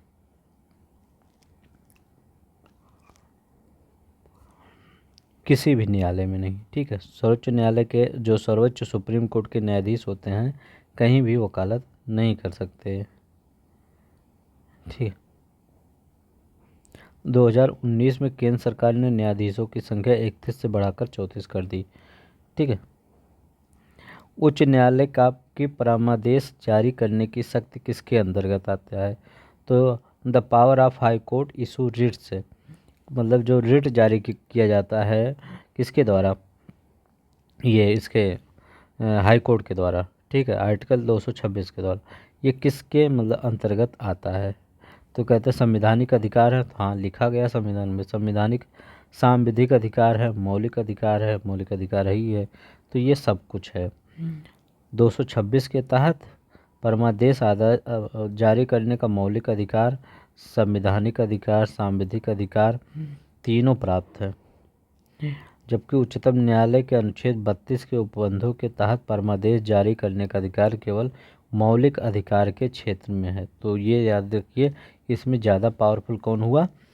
हाई कोर्ट हुआ, सुप्रीम कोर्ट नहीं हुआ। तो यहाँ परमादेश कह रहा है, परमादेश जारी करने की शक्ति मौलिक अधिकार भी है, संवैधानिक है, सांविधिक है, बट ये सुप्रीम कोर्ट का सिर्फ मौलिक अधिकार है। देखिए पावरफुल हो गया कौन? High court. भारतीय संविधान की 7वीं अनुसूची के अंतर्गत संघ सूची में निम्नलिखित में से किसका उल्लेख नहीं है? वही क्वेश्चन फिर आ गया। देखिए कह रहे हैं संघ सूची में किसका उल्लेख नहीं है। तो संघ सूची में किसका उल्लेख नहीं होता है? गैस का, ठीक है। 12वीं अनुसूची या 7वीं अनुसूची के अंदर 3 भाग होते हैं संघ, ये तो पता है। इसमें देखिए अभी वर्तमान में कितने हैं? 100 संघ सूची में, राज्य सूची में 61, समवर्ती में 52। हो सकता है ये चेंज हो, बट यही है अभी शायद ही ना, ठीक है।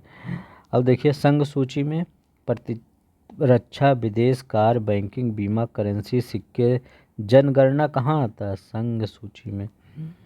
जनगणना, बैंकिंग, संघ के शुल्क, कर शामिल। राज्य सूची में लोक व्यवस्था, पुलिस, लोक स्वास्थ्य, कृषि, वन, मात्स्यिकी ये है। समवर्ती सूची में दंडिक विधि, प्रक्रिया, विवाह, संविदा और ये श्रम कल्याण, शिक्षा। अब देखिए गैस, गैस कहाँ है? ये गैस समवर्ती सूची में है, ठीक है। चलते हैं इकोनॉमिक्स का। इकोनॉमिक्स से ज़्यादा वही इसमें सिर्फ क्वेश्चन देख लेंगे क्योंकि इसका एक्सप्लेनेशन मतलब ज़्यादा उस पर बेस है, करंट पर, ठीक है। तो पहला का क्वेश्चन कौन सा होगा? तो पहला का ए होगा, ठीक है। दूसरा का देख लेते हैं। संप्रति भारत में गरीबी व्यापकता बारे में स्थिति स्पष्ट नहीं है। There are have a major shift of strategy, poverty, education और प्रोग्राम। तो इसमें कौन सा आपका सही है? ए गलत है परंतु आर सही है, ठीक है। एक बार देख लीजिएगा पूरा, ये एक्सप्लेनेशन है। ये मतलब उतना मत देखिए क्योंकि ये सब पुराना है, ठीक है। मतलब डेटा ने उस समय का नया होगा, अभी आपके लिए कोई इम्पोर्टेंट नहीं है क्योंकि ये करंट का है। 15 वर्ष अर्थव्यवस्था ऊंची हुई है, इसमें कौन सा सही है? तो मतलब ए वाला सही है, आपको पढ़ना होगा, पढ़ लीजिएगा वीडियो पॉज करके। अब देखिए 1995 96 की बात कर रहा है, तो ये भी आपके कुछ नहीं है, सिर्फ आंसर बता दे रहा हूँ बस, ठीक है। ये भी आंसर बता देता रहा हूँ, ठीक है। 9वीं पंचकोश निम्नलिखित पूंजी का सही अनुपात है 4.0। हम यहाँ पर मीरा सेठ समिति का संबंध किससे है? तो ये सही इंपॉर्टेंट है। तो मीरा सेठ का समिति का संबंध ए हथकरघे विकास से संबंधित है, ठीक है। अभी अच्छा क्वेश्चन आया, ठीक है। ये हथकरघा डेवलपमेंट ऑफ हैंडलूम्स, ठीक है। रिपोर्ट 97 में दी गई थी। नीली क्रांति किससे संबंधित है? तो नीली क्रांति फिश प्रोडक्शन से संबंधित है, ठीक है। याद रखिए। ये सब जानते हैं। श्वेत किससे, पीली क्रांति किससे है, नीली अन्न क्रांति है। गोल क्रांति आलू से संबंधित, धूसर क्रांति उर्वरक से, रजत क्रांति अंडा से, सुनहरी क्रांति बागवानी से संबंधित होती है। आदतन अनेक भारतीय उद्योगों को ISO 9000 और ISO 9002 प्रमाण पत्र प्रदान किए जाते हैं। भारत सरकार की लाइसेंस प्रणाली में काफ़ी उदारता आई है। ठीक है, तो इसमें आपका सही कौन है? तो दोनों सही है लेकिन व्याख्या सही नहीं है। ठीक है, देख लीजिएगा।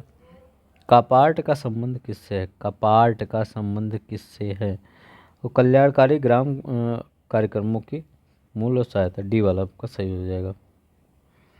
क्या होता है? Council for advancement of people action and rural technology का गठन 1986 में हुआ। बस इतना याद रखिए।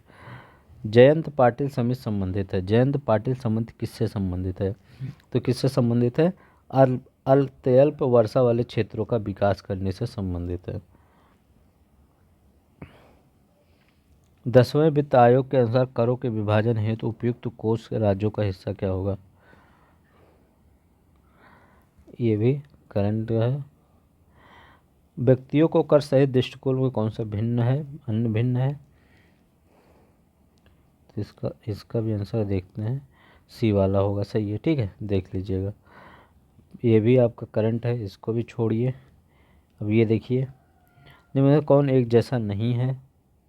तो दिए गए सेल भारतीय इस्पात प्रौद्योगिकी, भेल भारत हाईवे लिमिटेड, ओजेंसी तेल के लिए है महारत्न, ये सब महारत्न कंपनी है। एक इसरो, ये क्या है? निजी क्षेत्र की तेल कंपनी है। तो ये इसमें डी वाला सही हो जाएगा।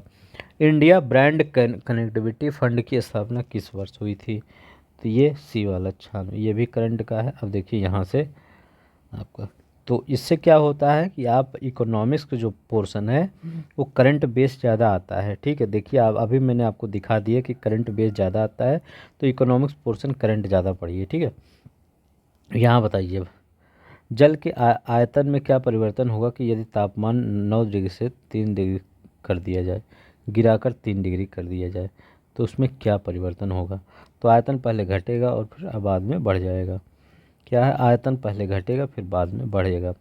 जल का घनत्व 4 डिग्री ताप पर सबसे अधिक होता है, अतः जल का आयतन सबसे कम होगा, क्योंकि घनत्व के आयतन में व्युत्क्रमणपाती होता है। ठीक है, इसलिए 9 डिग्री से 4 घनत्व बढ़ने के कारण आयतन घटेगा। 4 से 3 डिग्री बर्फ जमने की प्रक्रिया में जल का घनत्व घटेगा, जल के आयतन में वृद्धि होगी। पारसिक इकाई किसका है? 91 का बताइए। पारसिक इकाई किसका है? तो दूरी का इकाई है। एक पारसिक कितना होता है? तो 3.8 × 10⁻16 होता है, याद रखिएगा। ठीक है, ये सब भी याद रखिए। चुंबकीय फलक की इकाई वेबर होता है। समय की सेकंड मिनट घंटा। दूरी की इकाई क्या होती है? नॉटिकल मील होती है। अन्य, ठीक है, किलोमीटर भी होती है, प्रकाश वर्ष भी होती है। देखिए यहाँ पर पूछ रहे हैं, यहाँ पर कौन सा आपका सही नहीं है? तो एनीमोमीटर वायु की चाल, speed of wind speed, ammeter विद्युत धारा, ये भी सही है। टाइकियोमीटर वायुयानों एवं मोटर नाव की गति, तो ये टाइकियोमीटर वायुयान और मोटर नाव की, जो वायुयान और मोटर नाव जो चलते हैं उसकी गति को नापता है टाइकियोमीटर। पायरोमीटर उच्च ताप, ये देखिए वायुयानों और मोटर की गति चलते हैं, चलते हैं। वह सीमा जिसके बाहर तारे आंतरिक मित्र से घर्षित होते हैं क्या कहलाता है? तो ये चंद्रशेखर सीमा कहलाता है। 1983 में भौतिक शास्त्र विलय नोबेल पुरस्कार विजेता सुब्रमण्यम चंद्रशेखर ने व्हाइट डॉर्फ यानी श्वेत बौने नक्षत्रों के संबंध में सिद्धांत प्रतिपादित किया। इन नक्षत्रों के लिए उन्होंने जीवन सीमा निर्धारित की, उसे चंद्रशेखर सीमा कहते हैं। इस सिद्धांत का सिद्ध किया जा सकता है कि सीमा के बाहर तारे आंतरिक मृत्यु से ग्रसित होते हैं। 94 देखते हैं। मनुष्य की आंख में प्रकाश तरंगे किस स्थान पर स्नायु उद्वेगों में परिवर्तित होते हैं? तो सी होगा, रेटिना। ठीक है, रेटिना क्या होता है? हमारी आँख में कैमरा की भांति होता है जिसमें एक लेंस निकाय होती है। नेत्र के अंदर एक प्रकाशीय सुग्राही पर्दे होते हैं जिसे रेटिना और दृष्टिपटल कहते हैं। ठीक है। उल्टा और वास्तविक प्रतिबिंब बनाता है। तो याद रखिएगा, यही कई बार पूछा गया है, रेटिना पर कैसा उल्टा और वास्तविक रियल प्रतिबिंब मिलता है। रेटिना एक कोमल सूक्ष्म ग्रंथि है जिसमें विशाल संख्या में प्रकाश सुग्राही कोशिकाएं होती है। इसे शलाका, शंकु कोशिकाएं और तंत्रिका स्पंद क्रमशः प्रकाश की तीव्रता और वर्णों पर अनुक्रिया करती हैं। देखिए, इस केमिस्ट्री से क्वेश्चन है, इसमें बताइए कौन सा सही होगा। तो ये क्वेश्चन देखिए, ठंडे देशों में पारे के स्थान पर एल्कोहल को तापमापी द्रव के रूप में वरीयता दी जाती है। ठीक है, क्यों ऐसा किया जाता है बताइए। क्योंकि एल्कोहल का द्रवणांक मतलब freezing, lower freezing point, alcohol has lower freezing point, निम्नतर होता है। ठीक है, मतलब वो जल्दी जमता नहीं, इसीलिए क्या होता है, जो ठंडे प्रदेश होते हैं वहाँ पर जो एल्कोहल होता है कंजम्पशन बहुत ज़्यादा होता है, बहुत लंबे पैमाने पर। ठीक है, ये मत कहिएगा कि मतलब ये वहाँ पर मजबूरी है, एक हिसाब से अगर आप देख सकते हैं एल्कोहल पीना वहाँ के लोगों की मजबूरी है। ठीक है, और हमारे यहाँ क्या कहते हैं, शौक में पीते हैं। ठीक है, यहाँ कोई मजबूरी नहीं है, यहाँ सब लोग अपने आप को बर्बाद करने के लिए पीते हैं। साइक्लोट्रॉन किसको त्वरित करने के लिए प्रयुक्त किया जाता है? किसको? प्रोटॉन को। साइक्लोट्रॉन किसको त्वरित? Cyclotron are use to accelerate proton. Cyclotron एक प्रकार का त्वरक उपकरण होता है जिसके द्वारा आवेशित कणों यथा प्रोटॉन, अल्फा कण आदि में उच्च वेग उत्पन्न किया जाता है। आवेशित कणों को उच्च ऊर्जा तक त्वरित किया जाता है। 97 का देखते हैं। अपमार्जक मैले कपड़ों में सरलतापूर्वक तेल से गर्द निकाल देते हैं। अपमार्जक जल का पृष्ठ तनाव बढ़ा देते हैं। ठीक है, अपमार्जक डिटर्जेंट, ठीक है, जिसको डिटर्जेंट कहते हैं उसको अपमार्जक डिटर्जेंट यूज किए होंगे ना, निरमा उरमा, यही सब, वही सब बोल रहा है। ठीक है, आज आवाज़ मेरी स्लो आ रही होगी, हल्का सा थोड़ा सा गले में प्रॉब्लम है, इसलिए मॉर्निंग का वीडियो भी नहीं आ पाया था आज।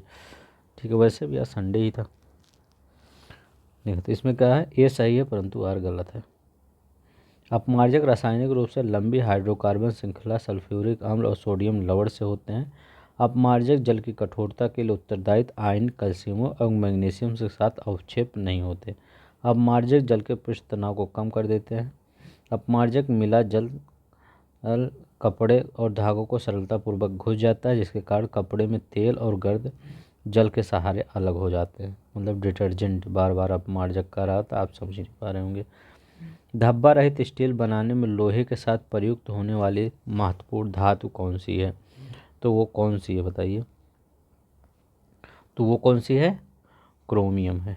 ठीक है, धब्बा रहित है 12% ये क्रोमियम, 8 से 10% निकल। ठीक है, तो अब ये देखिए, जंतु विज्ञान से क्वेश्चन है, ये बताइए ये कौन सा आपका सही होगा। मिलाइए एक बार अपने खुद से करें। ड्राई आइस क्या होता है? सिंपल ही है, carbon dioxide. Gene therapy, cryonics, cobalt 60। ठीक है, तो कोबाल्ट 60 का प्रयोग कब किया जाता है? कैंसर के उपचार में। तो ये डी का पहला, एक का तीसरा, डी का पहला, तो इसमें कौन सा होगा? सी वाला ही होगा। क्रायोनिक्स क्या होता है? क्रायोनिक्स, तो क्रायोनिक्स होता है जो ये पुनर्जीवित करने के लिए जीवित पिंडों का जमना, फ्रीजिंग ऑफ लेबर रिसिबिलिटी। ये जीन थेरेपी क्या होती है? जीन थेरेपी रक्त रोगों का उपचार। ठीक है, तो जीन थेरेपी रक्त रोगों का उपचार।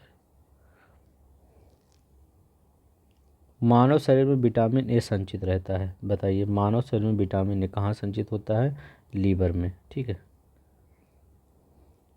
ये देखिए पढ़ लीजिएगा। 100 नंबर का देखिए ये वाला क्वेश्चन, बताइए कौन सा सही है। लैक्टिक अम्ल, मतलब ये तो सदाबहार क्वेश्चन है, बार बार आ जाता है। लैक्टिक अम्ल दूध। एसिटिक अम्ल सिरका। साइट्रिक अम्ल और ब्यूटेरिक, तो ब्यूटेरिक मक्खन वाला हो जाएगा, साइट्रिक नींबू वाला हो जाएगा। बस कौन सा सही हो जाएगा? डी वाला सही हो जाएगा। लैक्टिक दूध, ये वही जो ऊपर बताया वही है। अब देखिए हार्मोन, एंजाइम, फास्फोलिपिड, बहुलक। तो बहुलक पॉलीथीन, डी का चौथा, तो डी का दो जो चौथा है, तो ये भी कैंसिल, ये भी कैंसिल। अब हार्मोन, हार्मोन आपका क्या हो जाएगा? तो हार्मोन बताइए क्या होता है? तो हार्मोन क्या होता है? टेस्टोस्टेरोन या आपका टेस्टोस्टेरोन या प्रोजेस्टेरोन, ये नहीं होता स्त्री पुरुषों में, तो ये होता है हार्मोन। एंजाइम क्या होता है? एंजाइम तो लाइपेज, एंजाइम लाइपेज होता है। फास्फोलिपिड क्या होता है? एंजाइम ये लाइपेज होता है, फास्फोलिपिड लेसिथिन। तो ये टेस्टोस्टेरोन पुरुष यौन हार्मोन होता है, टेस्टोस्टेरोन प्रोजेस्टेरोन स्त्री यौन हार्मोन होता है। एंजाइम लाइपेज वसा ट्रिप्सिन को पचाता है। फास्फोलिपिड लेसिथिन, बहुलक पॉलीथीन। ठीक है। सर्वदाता व्यक्ति किसका रुधिर वर्ग होता है? बताइए सर्वदाता व्यक्ति में किसका रुधिर वर्ग होता है? तो ओ। ठीक है, किसका? ओ होता है। ठीक है, सर्वदाता।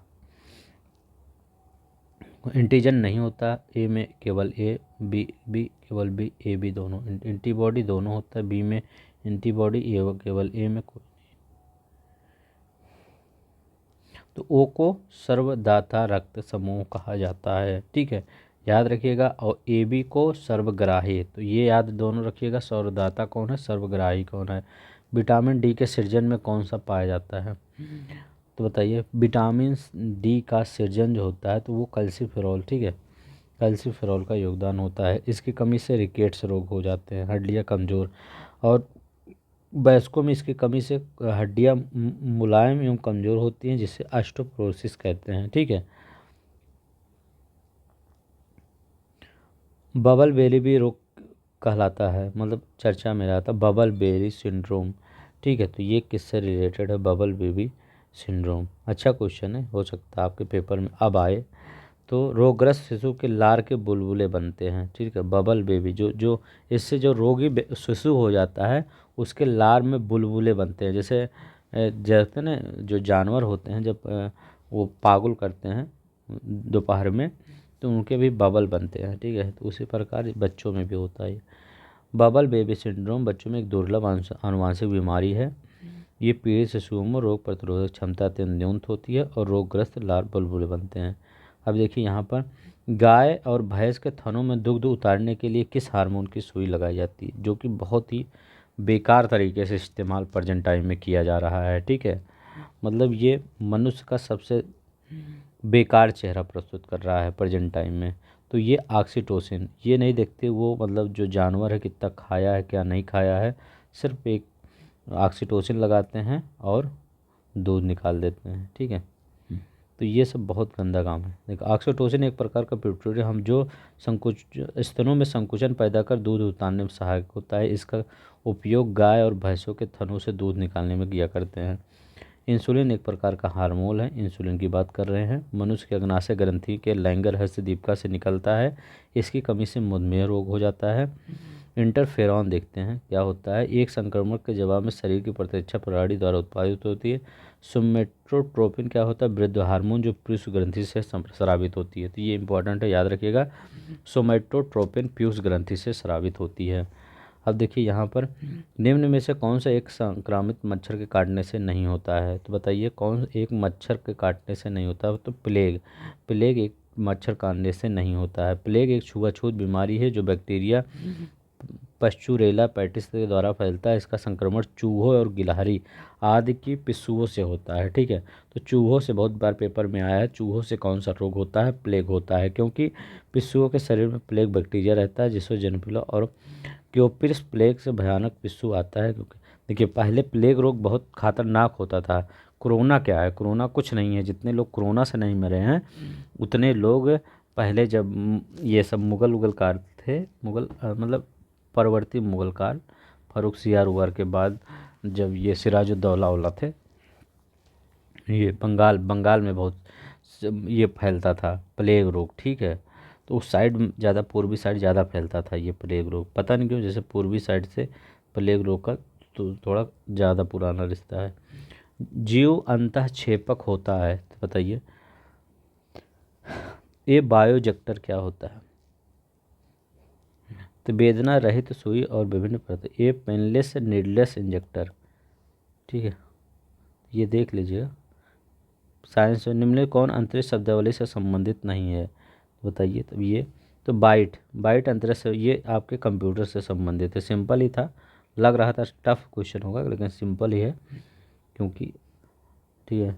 और 1948 में क्लाउड सैडमैन ने सूचनाओं को कंप्यूटर संकलित करने के लिए प्रसंग की बाइट का प्रस्तावित किया, ठीक है। और देखिए यहाँ पर कलपक्कम में फास्ट ब्रीड टेस्ट रिएक्टर में निम्न में से कौन सा शीतलक के रूप में प्रयोग में लाया जाता है, तो शीतलक को कौन में, तो ये हैवी वाटर, ठीक है। हैवी वाटर को मतलब भारी जल होता है उसको शीतलक के रूप में प्रयोग में लाया जाता है। बस देखिए, अब ये करंट का है तो इसका कोई मतलब ही नहीं है 1997 का, तो ये भी चलते हैं, हटा ही देते हैं सबको, ठीक है। अब आते हैं मिसलेनियस से आते हैं। तारों के कारण घटित आकाशीय परिघटना क्या कहलाती है, तारों के कारण जो घटित आकाशीय परिघटना है वो कहलाती क्या है, तो वो कहलाती है कृष्ण, ब्लैक होल कहते हैं, ठीक है। ब्लैक होल अंतरिक्ष में एक ऐसा स्थान है जहां गुरुत्वाकर्षण इतना अधिक होता है कि प्रकाश का परिवर्तन किसी वस्तु के वहां पलायन नहीं होता। इसका निर्माण तब होता है जब न्यूट्रॉन तारे में द्रव्यमान एक ही स्थान पर संकेंद्रित हो जाता है अथवा उसकी मृत्यु हो जाती है, ठीक है। तो हमारा सूर्य भी एक दिन ऐसे ही हो जाएगा। कामराज योजना का उद्देश्य था, कामराज योजना, बताइए इसका उद्देश्य क्या था, तो इसका उद्देश्य कामराज क्या था, भारतीय राष्ट्रीय कांग्रेस को जीवंत करना, ठीक है। भारतीय राष्ट्रीय कांग्रेस, ये देखते पढ़ते हैं, थोड़ा देखते हैं क्या है। कामराज योजना का उद्देश्य भारतीय राष्ट्रीय कांग्रेस को जीवंत करना था। कामराज 1964-67 में कांग्रेस के अध्यक्ष रहे। कामराज 67 के दशक में कांग्रेस की पकड़ कमजोर होती देख सुझाया कि पार्टी के बड़े नेता अपने पदों से इस्तीफा दें और अपनी ऊर्जा कांग्रेस में नई जान फूंकने में लगाएं। इसके अंतर्गत आधा दर्जन केंद्रीय मंत्री और इतने ही मुख्यमंत्रियों ने भी इस्तीफा दिया। के कामराज ने स्वयं इस्तीफा दिया और लाल बहादुर शास्त्री, जगजीवन राम, मोरारजी देसाई, एस.के. पाटिल जैसे नेताओं ने भी अपने पद त्याग दिए। यही योजना कामराज योजना के नाम से जानी जाती है, ठीक है। कामराज योजना पढ़ लिए ना, मतलब कांग्रेस को पुनः जीवित करने के लिए, ठीक है। जैसे प्रेजेंट टाइम में कांग्रेस जीवित हो रही है, लग रहा है कि राहुल गांधी फॉर्म में आ गए हैं, ठीक है। तो वो उसी तरह से उस समय भी थोड़ी सी प्रॉब्लम हो रही थी, तो इसीलिए कामराज योजना आ गई थी, ठीक है। तो चलते हैं, आज बस इतना ही। हो सकता है अब लगे कि वीडियो बहुत लंबा है, लेकिन क्या करूं, हर चीज़ समझाना पड़ता है, क्या करूं। सोच रहा था इसको छोड़ूं उसको छोड़ूं, कुछ नहीं छोड़ा हूं। आप ऐसा करिएगा 2 की स्पीड में लगा के देखिएगा, ठीक है, ताकि थोड़ा सा समय बच जाए आपका, ठीक है। मैं हमेशा सोचता हूँ कि समय आपका बचे, ठीक है, ज़्यादा लंबा वीडियो ना जाए। तो आज के लिए बस इतना ही। नमस्कार, लाइक सब्सक्राइब कर दीजिएगा अगर अच्छा लगेगा। धन्यवाद, जय हिंद, जय भारत।